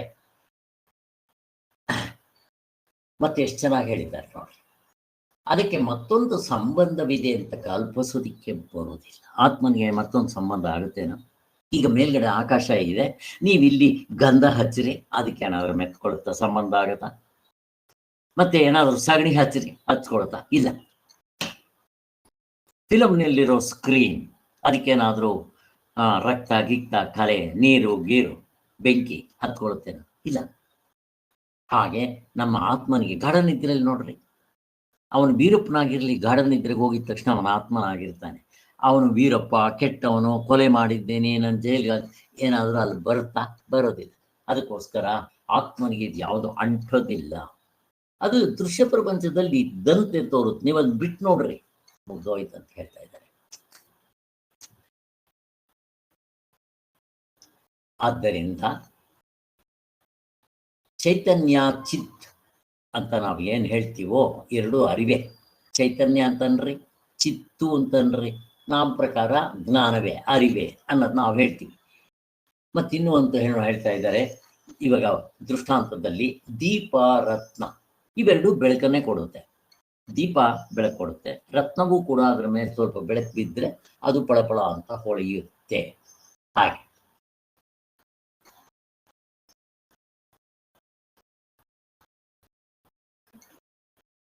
ಆದರೆ ದೀಪರತ್ನಾದಿಗಳು ಏನದು? ಸಾವಯವ. ಅದರಲ್ಲಿ ಬೆಳಕು ಎಲ್ಲ ಕಡಿಮೆ ಆಗುತ್ತೆ. ಸೂರ್ಯನಲ್ಲೇ ಬೆಳಕು ಕಡಿಮೆ ಆಗುತ್ತೆ ಅಂತ ಹೇಳುವಾಗ ಇವುಗಳಲ್ಲಿ ಯಾವುದು ಅಲ್ವಾ? ಆ ಎಣ್ಣೆ ಆಗೋಯ್ತು ಅಂದ್ರೆ ಬೆಳಕು ಕಡಿಮೆ ಆಗ್ಬಿಡುತ್ತೆ, ಹಾರೋಗ್ಬಿಡುತ್ತೆ. ಇವು ಸಾವಯವಗಳು ಅಂತ ಹೇಳ್ತಾ ಇದ್ದಾರೆ. ಹಾಗೆ ಆದರೆ ನಿಮ್ಮ ಆತ್ಮ ಚೈತನ್ಯ ಸ್ವರೂಪನ ನಿರವಯವ, ಸರ್ವ ವ್ಯಾಪಕತ್ವ ಇರೋನವನು. ಚೈತನ್ಯನೋ ಚಿತ್ತನೋ ಅವನ ದ್ರವ್ಯ ಅಂತ ಕರೆಯಕ್ಕೆ ಬರುತ್ತೇನೋ? ದ್ರವ್ಯ ಅಲ್ವೇ ಅಲ್ಲ. ಇನ್ನು ನೀವು ಅದನ್ನ ದ್ರವ್ಯ, ಗುಣ, ಕರ್ಮ ಅಂತ ಏನೇನೋ ಕರ್ಕೊಂಡು ಗೊಬ್ಬೆ ಬಿಡಿಸ್ಕೊಂಡಿದ್ದೀರಾ. ಆದ್ದರಿಂದ ಈ ಚೈತನ್ಯ ಅಥವಾ ಚಿತ್ತನ್ನ ಆತ್ಮನೇ. ದ್ರವ್ಯ ಅಂತ ಆಗಲಿ, ಅದಕ್ಕೆ ಗುಣ ಆಗಲಿ, ಕರ್ಮ ವಿಶೇಷ ಇದೆ ಅಂತ ಯಾರು ಹೇಳಕ್ ಬರಲ್ಲ. ಮತ್ತೆ ನಿಮ್ಮ ಸುಷುಪ್ತಿ ಸಮಾಧಿಯಲ್ಲಿ ಯಾವ ಸಂಪರ್ಕ ಇಲ್ಲದೆ ಅದೊಂದೇ ಇರೋದು ಕೂಡ ನಿಮ್ಮ ಇದರಲ್ಲಿದೆ. ಅದಕ್ಕೋಸ್ಕರನೇ ಅದ್ವೈತ ಚೈತನ್ಯ ಒಂದೇ ನಮ್ಮ ಅನುಭವಕ್ಕೆ ಬರುತ್ತೆ, ಮಿಕ್ಕಿರೋದು ಯಾವುದೋ ಅನುಭವಕ್ಕೆ ಬರೋದಿಲ್ಲ. ಎಚ್ಚರದ ದೃಷ್ಟಿಯಿಂದ ತಪ್ಪಾಗಿ ಆತ್ಮನಲ್ಲಿ ಕಾಣೋ ಅಂತೆ ಕಾಣ್ತೀವಿ, ಅದು ನಿಜ ಅಲ್ಲ. ಯುಕ್ತಿಯು ಸಾರ್ವತ್ರಿಕ ಅನುಭವಕ್ಕೂ ವಿರುದ್ಧವಾಗಿರುತ್ತದೆ. ಅದರಿಂದ ಪ್ರಳಯ ಅವಸ್ಥೆಯಲ್ಲಿಯೂ ವಿಶೇಷ ರೂಪವಾದ ಚೈತನ್ಯ ಒಂದೇ ಇರುತ್ತೆ. ಅಲ್ಲ, ಪ್ರಳಯ ಅವಸ್ಥೆಯಲ್ಲಿಯೂ ನಿರ್ವಿಶೇಷ ರೂಪವಾಗಿರುತ್ತೆ ಆತ್ಮ. ಇಲ್ಲಿ ಆತ್ಮನೇ ಈ ದೃಶ್ಯ ಪ್ರಪಂಚದಲ್ಲಿ ಸೃಷ್ಟಿ ಆದಮೇಲೆ ಸ್ಥಿತಿ ಇರುವಾಗ ಅವನು ಸಾವಯವ ತೋರ್ತಾ ಇರ್ತಾನೆ ಅಷ್ಟೇ. ಅವನು ನಿಜವಾಗ್ಲೂ ಹಂಗಾಗಿರಲ್ಲ ಅಲ್ವಾ? ಈ ಉಪಾಧಿಗಳ ಸಂಬಂಧದಿಂದ. ಇನ್ನ ಪ್ರಳಯ ಆದಾಗ ಅವನು ಹೇಗಿರ್ತಾನವನು? ನಿರ್ವಿಶೇಷ, ಬೀಜ ರೂಪ, ಮಾಯಾರೂಪ ಅಂತ ಹೇಳ್ತಾರಲ್ಲ, ಪ್ರಾಣರೂಪ, ಸೂಕ್ಷ್ಮವಾಗಿರ್ತಾನಲ್ಲ ಅಂತ ಹೇಳ್ತಾ ಇದ್ದಾರಲ್ಲ, ಅದನ್ನು ಹೇಳ್ತಾ ಇದ್ದಾರೆ. ಆದ್ದರಿಂದ ಬ್ರಹ್ಮವು ಸ್ವಭಾವವನ್ನು ಬಿಟ್ಟು ಜಡಗಳ ರೂಪದಿಂದ ಹುಟ್ಟುವುದೆಂದು ಕಲ್ಪಿಸುವುದು ತಪ್ಪು. ಅಂದ್ರೆ ಆತ್ಮನು ಜೀವನಾಗಿ ಹುಟ್ಟುತ್ತಾನೆ ಅಂತಂದ್ರೆ ತಪ್ಪಾಗತ್ತೆ. ಮತ್ತೇನು? ಆತ್ಮನೇ ಜೀವನ ಆಗಿ ತೋರ್ತಾನೆ ಅಷ್ಟೇ ಆತ ಅಂತ ಇಟ್ಕೋಬೇಕಷ್ಟೆ. ಈ ಕಾರಣದಿಂದಲೂ ನಿಮ್ಮ ಜಾತ ಬ್ರಹ್ಮವಾದ ಇದೆಯಲ್ಲ ತಪ್ಪು, ಕೈ ಬಿಡಬೇಕು, ಯಾರು ಇಟ್ಕೋಬೇಡಿ. ಅಂದ್ರೆ ಬ್ರಹ್ಮ ಹುಟ್ಟುತ್ತಾನೆ, ಬ್ರಹ್ಮನಿಂದ ಪ್ರಪಂಚ ಹುಟ್ಟುತ್ತೆ ಅಂತ ಹೇಳಿ ಫಸ್ಟ್ ತೆಗೆದು ಪಕ್ಕಕ್ಕೆ ಬೆಸ್ಟ್ ಬೆಸ್ಕೆಟ್ ಹಾಕ್ರೆ ಆಗೋಯ್ತಪ್ಪ. ಇನ್ನೇನಾಗೋಯ್ತು? ಇನ್ನ 21ನೇ ಮಂತ್ರ ಮಾಡಬೇಡ. ಇನ್ನೊಂದು 10-15 ನಿಮಿಷ ಆಗೋಗುತ್ತೆ. 10 ನಿಮಿಷನೇ, ಎಷ್ಟಾದ್ರೆ ಅಷ್ಟು ಮುಗಿಸೋಣ. ನಾಳೆ ಇದನ್ನೇನು ಹೇಳಕ್ ಹೋಗೋದಿಲ್ಲ, ಸಾರಾಂಶ ಸಾಕು. ತಲೆ ಇದನ್ನಂಗಾಗುತ್ತಾ? ಹಾ, ಏನನ್ಸುತ್ತಪ್ಪ ನಿಮ್ಗೆ ಈ ವಿಚಾರಗಳು ಕೇಳ್ತಾ ಇದ್ರೆ? ಆಗ್ತಾ ಓಪನ್ ಇದೆ ಸರ್. ಇದು ಗೌಡಪಾದ ಕಾರಿಕೆಗಳು ತುಂಬಾ ಚೆನ್ನಾಗಿದೆ ಸರ್, ಅರ್ಥ ಆಗುತ್ತೆ ಸರ್. ಈ ಅರ್ಥ ಆದ್ರೆ ವೈಶೇಷಿಕ ನೈಯಾಯಿಕ ಮಾತ್ರ ತಲೆ ತಿನ್ನುತ್ತೆ ಸರ್, ಅದು ಮಾತ್ರ. ಇದು ತುಂಬಾ ನೇರವಾಗಿ ಅರ್ಥ ಆಗುತ್ತೆ ಸರ್. ಅರ್ಥ ಆಯ್ತು. ಬಟ್ ನಮ್ಗೆ ಅರ್ಥ ಅರ್ಥನೇ ತಿರ್ಗಾ ನಾಳೆ ರಿಪೀಟ್ ಮಾಡೋದು ಬೇಡ, ಸಾಕು. ಬಟ್ ಒಂದ್ಸಾರಿ ಆದ್ರೂ ನಾವು ಓದೋಣ. ನಾನಂತೂ ತುಂಬ ಸಾರಿ ಓದಿದ್ದೀನಿ, ಪ್ರತಿ ಸಾರಿ ಓದ್ತೀನಿ, ಅಷ್ಟು ಸಾಕು. ಯಾಕೆಂದ್ರೆ ನಮ್ಗೆ ಅರ್ಥ ಆಗೋಯ್ತು, ಅದರ ಬೇಸ್ಮೆಂಟ್ ಗೊತ್ತಾಗ್ಬಿಟ್ರೆ ಸಾಕು. ಇಷ್ಟೆಲ್ಲ ಹೇಳ್ಕೊಂಬರ್ತಾ ಇದ್ದಾರಲ್ಲ ನಿನ್ನೆ ಇವತ್ತು, ಅದರ ಸಾರಾಂಶ ಇಷ್ಟೇ. ಆತ್ಮನು ಹುಟ್ಟೋದಿಲ್ಲ, ಆತ್ಮನಿಂದ ಯಾವುದು ಹುಟ್ಟೋದಿಲ್ಲ, ಪರಿವರ್ತನೆನೂ ಆಗೋದಿಲ್ಲ. ಇಷ್ಟೇನಪ್ಪ ಸಾರಾಂಶ. ಇವ್ರದ್ದೇನಾಗುತ್ತೆ, ಆತ್ಮನೂ ಹುಟ್ಟುತ್ತಾನೆ, ಆತ್ಮನಿಂದ ಇವು ಪರಿವರ್ತನೆ ಆಗಿ ಹುಟ್ಟುತ್ತೆ ಅಂತಾರೆ. ಇಷ್ಟೇ ವ್ಯತ್ಯಾಸ ನಮ್ದಕ್ಕೂ ಅವ್ರದಕ್ಕೆ. ಹಿಂಗಾಗ್ಬಿಟ್ರೆ ಶಾಸ್ತ್ರಗಳೆಲ್ಲ ಕೆಳಗೋಗ್ಬಿಡ್ಬೇಕು, ಎಲ್ಲ ತಪ್ಪಾಗ್ಬಿಡುತ್ತೆ. ಆಮೇಲೆ ಈ ಸೈಕಲಿಂದ ತಪ್ಪಿಸ್ಕೊಳಕ್ ಬರಲ್ಲ, ಮೋಕ್ಷ ಆಗೋಲ್ಲ ನಿಮಗೆ. ಆಮೇಲೆ ದುಃಖದಿಂದ ತಪ್ಪಿಸ್ಕೊಳಕ್ ಬರೋದೇ ಇಲ್ಲ. ಬೇಕಾ? ಆಗೋದಿಲ್ಲ. ಇಲ್ಲವೂ ಇಲ್ಲ ಅಂತ ಹೇಳ್ತಾರೆ. ಇಷ್ಟು ತಿಳ್ಕೊಡ್ರಿ ಸಾಕು. ಅದೆಷ್ಟಾದರೂ ಬೇರೆ ಬೇರೆ ರೀತಿಯಿಂದ ಹೇಳಿ. ಅದಕ್ಕೋಸ್ಕರನೇ ಅವ್ರನ್ನ ನಮ್ಮದನ್ನ ಅಜಸ್ವಭಾವ, ಅಜ ಅಂತಾರೆ. ನಮ್ಮ ಬ್ರಹ್ಮ ಅಜ ಅಂದ್ರೆ ಅವನು ಹುಟ್ಟೋದಿಲ್ಲ, ಅವನಿಂದ ಯಾವುದೂ ಹುಟ್ಟೋಲ್ಲ. ಇವ್ರದ್ದು ಜಾತ ಬ್ರಹ್ಮವಾದ, ನಮ್ದು ಅಜಾತಿವಾದ, ಇವ್ರದ್ದು ಜಾತ ಬ್ರಹ್ಮವಾದ. ಜಾತ ಅಂತಂದ್ರೆ ಜಾತಕ ಅಲ್ಲ, ಆತ್ಮನೂ ಹುಟ್ಟುತ್ತಾನಂತೆ. ಈಗ ಆತ್ಮ ಹುಟ್ಟುತ್ತಾನೆ ಅಂತಂದ್ರೆ ಈಗ ಅದಕ್ಕೆ ಹುಡ್ಕೊಂಡು ಹೋಗ್ಬೇಕು. ಈಗ ಫಾರ್ ಎಕ್ಸಾಂಪಲ್ ನಾನು ಪ್ರಶ್ನೆ ಹೇಳ್ತೇನೆ. ಈಗ ಕೋಳಿ ಮೊದಲ, ಮೊಟ್ಟೆ ಮೊದಲ? ಹುಡ್ಕೊಂಡು ಹೋಗ್ರಿ, ಉತ್ತರ ಸಿಗಲ್ಲ. ಮರ ಮೊದಲ, ಬೀಜ ಮೊದಲ? ಮತ್ತೆ ನಾನು ಮೊದಲ, ನನ್ನ ಕರ್ಮ ಥಿಯರಿ ಮೊದಲ? ಉತ್ತರ ಸಿಗಲ್ಲ, ಎಷ್ಟು ಹುಡುಕಿದ್ರು ಸಿಗಲ್ಲ.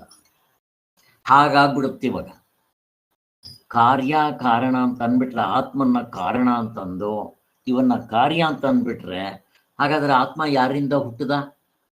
ಉತ್ತರ ಹೇಳ್ಬೇಕು ನೀವು. ಅವನು ಯಾರಿಂದ ಹುಟ್ಟದ? ಅವನು ಅವರಪ್ಪ ಯಾರಿಂದ ಹುಟ್ಟ? ನನಗೆ ಹೇಳ್ಬೋದು ಇಲ್ಲಿ. ನನ್ನ ಮಕ್ಕಳು ಯಾರಿಂದ ಹುಟ್ಟಿದ್ರು? ನಾನೇ. ನನ್ನ ಮಕ್ಕಳು ಯಾರಿಂದ ಹುಟ್ಟಿದ್ರು? ನನ್ನ ಮಕ್ಕಳಿಂದ. ಈಗ ಅವರು ಅವ್ರ ಅಪ್ಪನಿಂದ ಹುಟ್ಟಿದ್ರು, ಅವರು ಕೊನೆಗೆ ನನ್ನ ಮಗ ನನ್ನಿಂದ ಹುಟ್ಟಿದ, ನಾನು ನಮ್ಮ ಅಪ್ಪಮ್ಮನಿಂದ ಹುಟ್ಟಿದ್ದೆ, ಅವರು ಅವರ ಅಪ್ಪಮ್ಮನಿಂದ. ಹೀಗೆ ಕೊನೆಗೆ ಯಾರೋ ಒಂದೋದಿಲ್ಲ ಇದು. ಅದಕ್ಕೋಸ್ಕರ ಕಾರ್ಯಕಾರಣ ಭಾವ ಆತ್ಮನಕ್ಕೆ ತಗೊಂಡ್ಬರ್ಬಾರ್ದು. ಹುಟ್ಟೆ ಫಸ್ಟ್ ಆಫ್ ಆಲ್ ಇಲ್ಲ, ಹಂಗಿಟ್ಕೋಬೇಕಷ್ಟೆ. ಈಗ 21ನೇ ಮಂತ್ರದಲ್ಲಿ ಏನು ಹೇಳಿದಾರೋ ಅక్కడ ನೋಡ್ಕೊಂಡು ಹೋಗ್ಬೇಡ ಬೇಗ.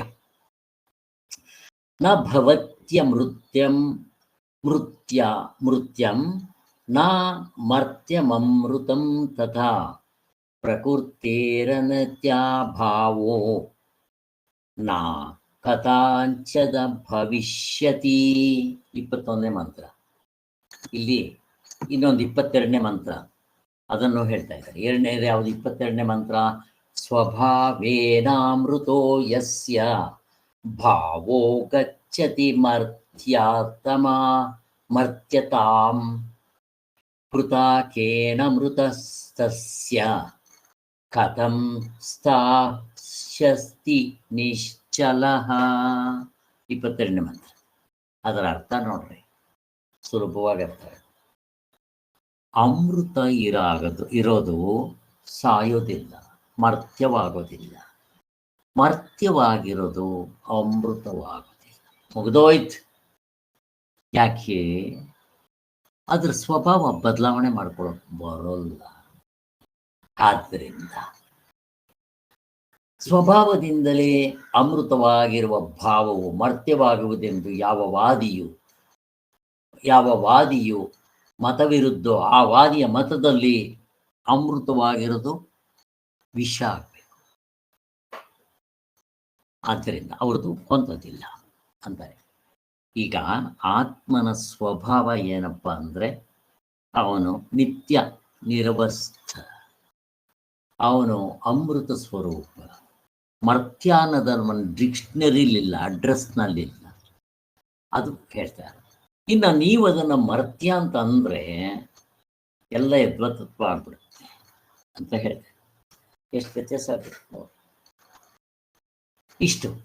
ಈಗ ಇದಕ್ಕೆ ಡಿಸ್ಕ್ರಿಪ್ಷನ್ ಕೊಡ್ತಾರೆ, ನೋಡು ಎಷ್ಟಾದರೆ ಅಷ್ಟು ಮಾಡಿ ಮುಗಿಸೋ.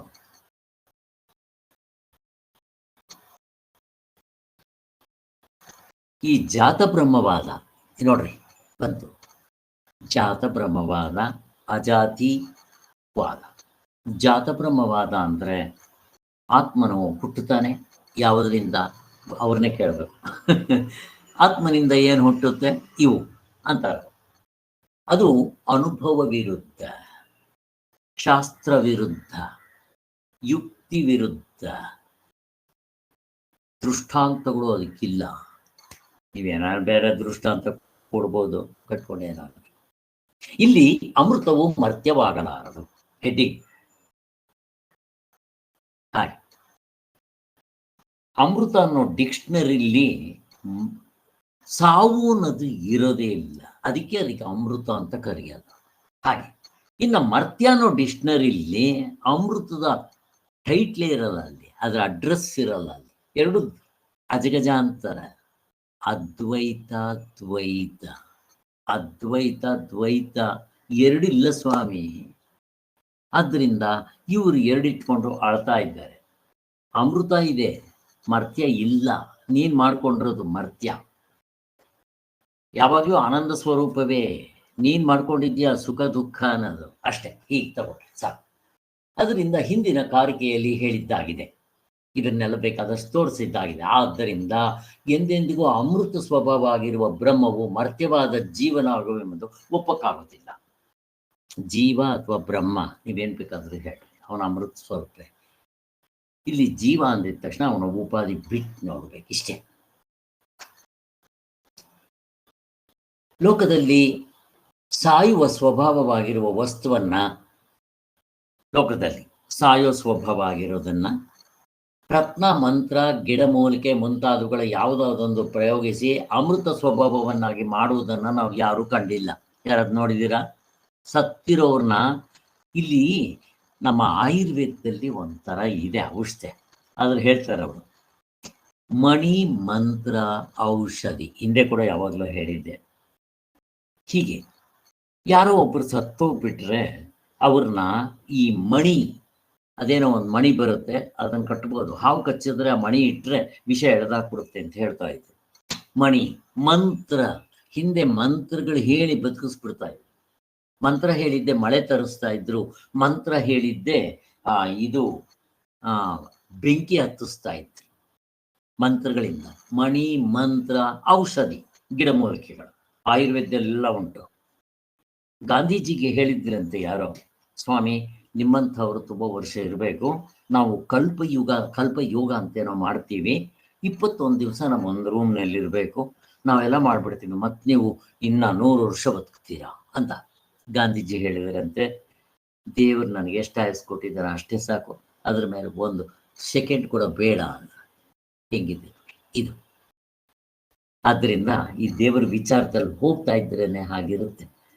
ಹಾಗೆ ಆದ್ದರಿಂದ ಈ ಯಾರಾದರೂ ಒಬ್ಬರು ಸತ್ತೋಗ್ಬಿಟ್ಟಿದ್ರೆ ಈ ಮಣಿ ಮಂತ್ರ ಔಷಧಿ ಏನಾದರೂ ಅವ್ರನ್ನ ಬದುಕಿಸ್ತು ಅಂತ ಅಂದರೆ ಅವ್ರು ನಿಜವಾಗ್ಲೂ ಸತ್ತಿರಲ್ಲ. ನೀವು ತಪ್ಪಾಗಿ ಅವ್ನು ಸತ್ತೋಗ್ಬಿಟ್ಟಿದ್ದೇನೆ ಅನ್ಕೊಂಡು ಏನೋ ಒಂದು ಮಾಡಿಬಿಟ್ಟು ಬದುಕ್ಬಿಟ್ಟ ಅಂತ ಹೇಳ್ತೀರಾ, ಹಂಗೆಲ್ಲ ಆಗೋದಿಲ್ಲ. ಇದು ಒಂದು ದೃಷ್ಟಾಂತನೇ ನಡೆದೋಯ್ತು, ಹಿಂದೆ ಹೇಳಿದ್ದು ನಾನು. ಒಂದ್ಸರಿ ಏನಾಯಿತು, ಇವರು ಯಾರು ಸಮರ್ಥ ರಾಮದಾಸ್ 12 ವರ್ಷಗಳ ಕಾಲ ಆ ಗಂಗೆಯಲ್ಲಿ ಬೆಳಿಗ್ಗೆ ಹೊತ್ತಿಂದ ಸಾಧನೆ ಮಾಡಿ ಅವ್ರ ಸಿದ್ಧಿಗಳು ಬಂದ್ಬಿಡ್ತು. ಇನ್ನೂ ಅವ್ರು ಚಿಕ್ಕವರಾಗಿದ್ದಾಗಲೇ ಮನೆ ಬಿಟ್ಟು ಬಂದ್ಬಿಟ್ಟಿದ್ರು. ಮದುವೆ ಮಂಟಪದಲ್ಲಿ ಸಾವಧಾನ ಅಂದಾಗ ಬಿಟ್ಟು ಬಂದ್ಬಿಟ್ಟಿದ್ರು. ಇರಲಿ, ಅದಾದ ಮೇಲೆ ಅವ್ರಿಗೆ ಸಿದ್ಧಿಗಳು ಎಷ್ಟು ಬಂದ್ಬಿಟ್ಟಿತ್ತು ಅಂದರೆ ಒಂದ್ಸರಿ ಕೂತ್ಕೊಂಡು ಧ್ಯಾನ ಮಾಡ್ತಾ ಇದ್ರು. ಯಾರೋ ಒಬ್ಬ ಗಂಡ ಸತ್ತೋಗ್ಬಿಟ್ಟಿದ್ದ, ಆ ಹೆಂಡತಿ ಬಾಯ್ ಬಾಯ್ ಬಡ್ಕೊಂಡ್ ಬರ್ತಾ ಇದ್ಲು. ಅವಳನ್ನು ಕೂಡ ಇವನ್ ಜೊತೆಯಲ್ಲಿ ಸುಟ್ಟಾಕ್ಬಿಡೋದು ಅನ್ಕೊಂಡು ಎಳ್ಕೊಂಡ್ ಬರ್ತಾ ಇದ್ರು. ಆಗಿನ ಕಾಲದಲ್ಲಿ ಹಂಗಿತ್ತು. ಕೊನೆಗೆ ಇವರು ಕಂಡ್ರು, ನೋಡಿದ ತಕ್ಷಣ ಇಳಿಸ್ರಿ, ಇಳಿಸ್ಬಿಟ್ಟು ಅವನು ಸತ್ತಿಲ್ಲ ರೀ ಅಂತ. ಏನ್ ಸ್ವಾಮಿ ನೀವು ಹೇಳೋದು ಅಂದ. ಎದ್ಬಾರೋ ಅಂತಂದ್ರು. ಅವನು ಎದ್ದು ಬಂದ್ಬಿಟ್ಟ. ಇದು ನಡೆದತ್ತಂತೆ ಘಟನೆ. ಇವರೇನು ಹೊಸದಾಗ ಅವನಿಗೆ ಜೀವ ಕೊಟ್ಲಿಲ್ಲ, ಅವನು ನಿಜವಾಗ್ಲೂ ಸತ್ತಿರ್ಲಿಲ್ಲ, ಏನೋ ಆಗಿತ್ತು, ಕೋಮಾಗಿ ಮಧ್ಯದಲ್ಲಿ ಏನಿದ್ನೋ ಅವರು ಕೊನೆಗೆ ಅವ್ರಿಗೆ ಏನೋ ಆ ಥರ ಆಯಿತು. ಆಮೇಲೆ ಏನಾಯಿತು, ಇದನ್ನೆಲ್ಲ ನೋಡ್ತಾ ಇದ್ದಿದ್ದು ಕೆಲವರು ಪೋಖ್ರಿ ಹುಡುಗರುಗಳಿದ್ರು. ಅವ್ರೇನು ಮಾಡಿದ್ರು, ಇವನ್ ಪರೀಕ್ಷೆ ಮಾಡಬೇಕು ಈ ಸಾಧನ ಅಂತ ಹೇಳಿ ಅವ್ರ ಸ್ನೇಹಿತರಲ್ಲಿ ಯಾವನೋ ಒಬ್ಬನ ಮಲಗಿಸ್ಬಿಟ್ರು. ನೀನು ಸತ್ತೋಗೋ, ನಾಟಕ ಮಾಡೋ, ನಾವು ಅವನ ಪರೀಕ್ಷೆ ಮಾಡ್ತೀವಿ ಅಂತ. ಹ್ಞೂ ಅಂತ ಅವ್ರಿಗೆಲ್ಲ ಇದು ಇನ್ನೂ ರಕ್ತ ಬಿಸಿ. ಆ ಕೊನೆಗೆ ಅವನೇನು ಮಾಡಿದ್ರು, ಎತ್ಕೊಂಡ್ಬಂದ್ರು. ಸ್ವಾಮಿ ಇವನು ಸತ್ತೋಗ್ಬಿಟ್ಟಿದ್ದಾನೆ ಅಂದ್ರು. ಅದಕ್ಕೆ ಅವ್ರು ನೋಡಲಿಲ್ಲ, ಮಾಡಲಿಲ್ಲ. ಅಪ್ಪ ಅವನು ಸತ್ತೋಗ್ಬಿಟ್ಟಿದ್ರೆ ನಾನೇನು ಮಾಡೋಕ್ಕಾಗಲ್ಲ, ಅವ್ನು ಸತ್ತೋಗ್ಬಿಟ್ಟಿದ್ದಾನೆ ನಿಜವಾಗ್ಲೂ. ಇವರು ನಕ್ಕಿದ್ರೆ ಎಲ್ಲರ ನೋಡಿ ನಾವು ಬದುಕಿಸ್ತೀವಿ ಅಂತ ಹೇಳಿ ಮಲಗಿಸ್ಬಿಟ್ಟು ಹೇಳೋ ಹೇಳೋ ಅಂತಂದ್ರು. ಅವನು ಎದ್ರಲ್ವಾ, ಅವ್ನು ನಿಜವಾಗ್ಲೂ ಸತ್ತೋಗ್ಬಿಟ್ಟಿದ್ದಾನೆ. ಅರ್ಥ ಆಯ್ತಾ? ಅದರಿಂದ ಯಾವ ಸಿದ್ಧಿನೂ ಸತ್ತಿರೋನು ಮಲಗ್ಸಕ್ಕಾಗಲ್ಲ. ಅವ್ರು ಹೇಳ್ತಾರೆ ನಿಜವಾಗ್ಲೂ ಸತ್ತಿದ್ದಾನಪ್ಪ, ನಾನೇನು ಮಾಡಲಿ ಅನ್ನ, ಅವನು ಸತ್ತಿರ್ಲಿಲ್ಲ, ಅದಕ್ಕೆ ಬದುಕಿಸ್ದೆ ಅಷ್ಟೇ. ಬದುಕಿಸ್ದೆ ಅಂದ್ರೆ ನಾನು ಬದುಕಿಸಿದ್ದಲ್ಲ, ಅವನು ಬದುಕಿದ್ದಾನೆ ಇದ್ದಾನೆ ಅಂತ ನಾನು ಹೇಳಿದೆ ಅಷ್ಟೇ. ಇದ್ದದ್ದನ್ನಿದ್ದಾಗ ತೋರಿಸ್ದೆ. ಹಿಂಗಿರುತ್ತೆ. ಆದ್ರಿಂದ ಈ ಸತ್ತ ಪ್ರಾಣಿಗಳನ್ನ ಮಂತ್ರಿ ಇವುಗಳಿಂದ ಹೇಳ್ತಾರೆ ಅಂತ. ಬೆಂಕಿಯ ಸ್ವಭಾವದಿಂದ ಬಿಸಿ ಎಂದೆಂದಿಗೋ ಮಾರ್ಪಟ್ಟು ತಂಪಾಗಿ ಪರಿಣಮಿಸುತ್ತೆ. ಅದರ ಸ್ವಭಾವ ಸತ್ ಮೇಲೆ ಸತ್ತಿದ್ದೆ ಅಷ್ಟೇ. ಆತ್ಮ ಅಂತಂದ್ರೆ ಅವನು ಅಜಸ್ವಭಾವ. ನೀವು ಹೇಳೋ ಪ್ರಕಾರ ಅವನ ಜಾತಬ್ರಹ್ಮ ಅಂತಿರಲ್ಲ, ಹೊಂದೋದಿಲ್ಲ. ಅದು ಹೇಳ್ತಾ ಇದ್ದಾರೆ. ಬೆಂಕಿ ಸ್ವಭಾವ, ಎಷ್ಟು ಜನ ಅದು ತಣ್ಣಗಿದೆ ಅಂತಂದ್ರೆ ಯಾರು ನಂಬ್ತಾರೇನೋ, ನಂಬೋದಿಲ್ಲ ಅಂತ ಹೇಳ್ತಾ ಇದ್ದಾರೆ. ಸ್ವಭಾವವು ಮಾರ್ಪಡುವುದು ಎಂದಾದರೂ ಸ್ವಭಾವ ಇಲ್ಲದಂತಾಗುವುದು, ಇದು ಹೊಂದೋದಿಲ್ಲ. ಸ್ವಭಾವ ತನ್ನ ಸ್ವಭಾವ ಅಷ್ಟೇ. ಇನ್ನು ಸತ್ವಗುಣ, ರಜಗುಣ, ತಮಗುಣ ಸ್ವಭಾವ ಅಲ್ಲ, ಬದಲಾಯಿಸ್ಕೋಬಹುದು. ಅದಕ್ಕೋಸ್ಕರ ಅದಕ್ಕೆ ಅವನ ನಿಜವಾದ ಸ್ವಭಾವ ಏನು, ಆತ್ಮಸ್ವರೂಪ. ಆದ್ದರಿಂದ ಅವನು ತಮಗುಣದಿಂದ ರಜಗುಣದಿಂದ ಸತ್ವಗುಣಕ್ಕೆ ಬರ್ಬೋದು ಅಂತ ಹೇಳ್ತಾ ಇದ್ದಾರೆ. ಆದ್ದರಿಂದ ಇದರಂತೆ ಬ್ರಹ್ಮವು ಜೀವನಾಗಿ ಹುಟ್ಟುವುದು ಎಂದರೆ ಬ್ರಹ್ಮವೇ ಇಲ್ಲವೆಂದಾಗೋದು, ಅದು ಮೃತ್ಯು ಆಗೋದು ಯಾರಿಗೂ ಇಷ್ಟ ಇಲ್ಲ ಅಂತ ಹೇಳ್ತಾ ಇದ್ದಾರೆ. ಇನ್ನ ಬ್ರಹ್ಮ ಜೀವ ಎಂದು ಎರಡು ಬೇರೆ ಬೇರೆ ಪದಾರ್ಥಗಳು ಇಲ್ಲ. ಒಂದೇ ಇನ್ನೊಂದಾಗಿ ಪರಿಣಮಿಸುವುದೆಂದು ಕಲ್ಪಿಸುವುದು ವ್ಯರ್ಥ, ಪರಿಣಾಮ ಆಗೋದಿಲ್ಲ. ಮತ್ತೇನು, ಬ್ರಹ್ಮವೇ ಜೀವನ ಹಾಗೆ ತೋರ್ತಾ ಇದ್ದಾನೆ, ಹಂಗೆ ತಗೋಬೇಕಷ್ಟ. ಆದ್ದರಿಂದ ಬ್ರಹ್ಮವನ್ನೇ ಜೀವನೆಂದು ತಪ್ಪಾಗಿ ಜನರು ಭಾವಿಸಿರ್ತಾರೆ. ಅವಿದ್ಯೆಯಿಂದ ಜೀವನಾಗಿ ಕಂಡರು, ಈಗಲೂ ಬ್ರಹ್ಮವೇ ಆಗಿರ್ತಾನೆ. ನೋಡ್ರಿ, ನೀವು ಹಾವು ಅನ್ಕೊಂಡಿದ್ದೀರಾ, ಅವಿದ್ಯೆಯಿಂದ. ಅದು ಸ್ವರೂಪ ಅದೇನಿದೆಯೋ ಅದು ಅದೇ ಆಗಿರುತ್ತೆ. ಅದು ಹಗ್ಗವೇ ಇರೋದು. ಹಾಗೆ ನಾವು ಹಾಗೆ ತಗೋಬೇಕು ಅಂತ ಹೇಳ್ತಾ ಇದ್ದಾರೆ. ಅದ್ರ ಸ್ವಭಾವ ಹಗ್ಗವೇ. ನೀವನ್ನು ತಪ್ಪಾಗಿ ಹಾವು ಅನ್ಕೊಂಡಿದ್ದೀರಾ ಅಷ್ಟೆ ಅಂತ ಹೇಳ್ತಾರೆ.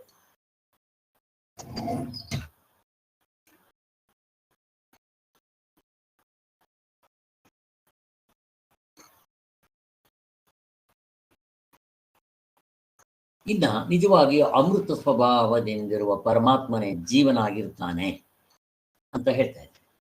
ಅಮೃತ ಸ್ವಭಾವದಿಂದ ಪರಮಾತ್ಮನೇ ಜೀವನಾಗಿ ಇರ್ತಾನೆ ಅಂದ್ರೆ ಇವನು ಪರಿವರ್ತನೆ ಆಗ್ತಾನೆ ಅಂತ ಹೇಳೋ ನೀವು ಸರಿ ಇಲ್ಲ, ಅದು ಅವನದು ಇಲ್ಲ. ಮತ್ತೇನು, ಪರಮಾತ್ಮನೇ ಜೀವನ ಹಾಗೆ ತೋರ್ತಾ ಇರ್ತಾನೆ ಅಷ್ಟೇ, ಅಂತ್ಯಕತೆ ಅಂತ ಹೇಳ್ತಾ ಇದ್ದಾರೆ. ಇಷ್ಟೇ.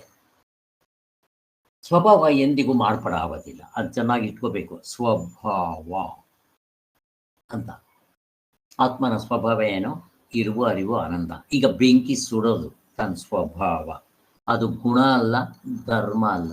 ಚೆನ್ನಾಗಿ ತಿಳ್ಕೊಳ್ರಿ. ಅದಕ್ಕೋಸ್ಕರ ಸ್ವಭಾವವನ್ನ ಬದಲಾವಣೆ ಮಾಡೋಕ್ಕೂ ಆಗೋದಿಲ್ಲ. ಕೆಲವರು ಹಾಗೆ ಅಂತಾರೆ, ಅವನು ಕಳ್ತನ ಮಾಡೋದು ಅವನ ಸ್ವಭಾವ ಕಣೋ, ಅವನ ಅಪ್ರಾಣಿಗೂ ಬಿಡೋಲ್ಲ, ಅವನ ಸತ್ರು ಬಿಡೋಲ್ಲ ಅಂತಾರೆ. ಅಂದ್ರೆ ಕಷ್ಟ ಅಂತ ಅಷ್ಟೇ ಅಂತ. ಅಲ್ಲಿ ಕೃತಕವಾದ ಅಮೃತವು ಅದಕ್ಕೆ ಇತ್ತಿ ಅನ್ನೋಣವೇ, ಅದು ಹೊಂದೋದಿಲ್ಲ, ಯಾವುದೂ ಹೊಂದೋದಿಲ್ಲ. ಏಕೆಂದರೆ ಕೃತವಾಗಿ ಅಮೃತವಾಗಿರುವಂತೆ ಯಾವುದಕ್ಕೂ ಹೊಂದಲಾರದು. ಹಾಗೆಂದ್ರೆ ಏನಾಗುತ್ತೆ, ರಾಜನ ಆಜ್ಞೆ ಇಲ್ಲದೆ ಇವನು ಮಂತ್ರಿ ಆಗ್ಬಿಟ್ಟಿದ್ದಾನೆ ಅಂತ, ಇವನೇ ಮಂತ್ರಿ ಆಗ್ಬಿಟ್ಟಿದ್ದಾನೆ ಅಂತ ರಾಜನ ಆಜ್ಞೆ ಇಲ್ಲದೆ ಮಂತ್ರಿ ಆಗಕ್ಕಾಗುತ್ತಾ? ಅವನ್ ಪರ್ಮಿಷನ್ ಕೊಟ್ರೆ ತಾನೇ ಇವನು ಮಂತ್ರಿ ಆಗ್ಬೇಕು. ಹಿಂಗೆಲ್ಲ ಆಗದೆ ಇರೋದು ಅಂತ ಹೇಳ್ತಾ ಇದ್ದಾರೆ. ಆದ್ದರಿಂದ ಆ ಅಮೃತವು ಕೃತಕವೆಂದ ಆಗ್ಬಿಡುತ್ತೆ. ನಿಮ್ಮ ಪ್ರಕಾರ ಏನಾದರೂ ತಗೊಂಡ್ರೆ ಆ ಕೃತಕವಾದ ಅಮೃತವಾದರೂ ಎಂದೆಂದಿಗೂ ನಿಂತುಕೊಳ್ಳುವುದು ಹೇಗೆ ತಾನೇ ಹೇಳ್ಬೋದು? ಅದು ಆಗೋದಿಲ್ಲ. ಅಂತೂ ಈ ವಾದದಲ್ಲಿ ಜೀವತ್ವವಾಗಲಿ ಬ್ರಹ್ಮತ್ವವಾಗಲಿ ಅಜವಲ್ಲ ಎಂದರೆ ನಿಜವಾಗಿಲ್ಲ, ತಾನು ಇದ್ದಂತೆ ಇರುವುದಿಲ್ಲ ಎಂದಾಯಿತು. ಅಂದರೆ ಇಲ್ಲಿ ನೀವೇನೇನೋ ಹೇಳ್ತಾ ಇದ್ದೀರಲ್ಲ, ಅದು ಹೊಂದೋದಿಲ್ಲ.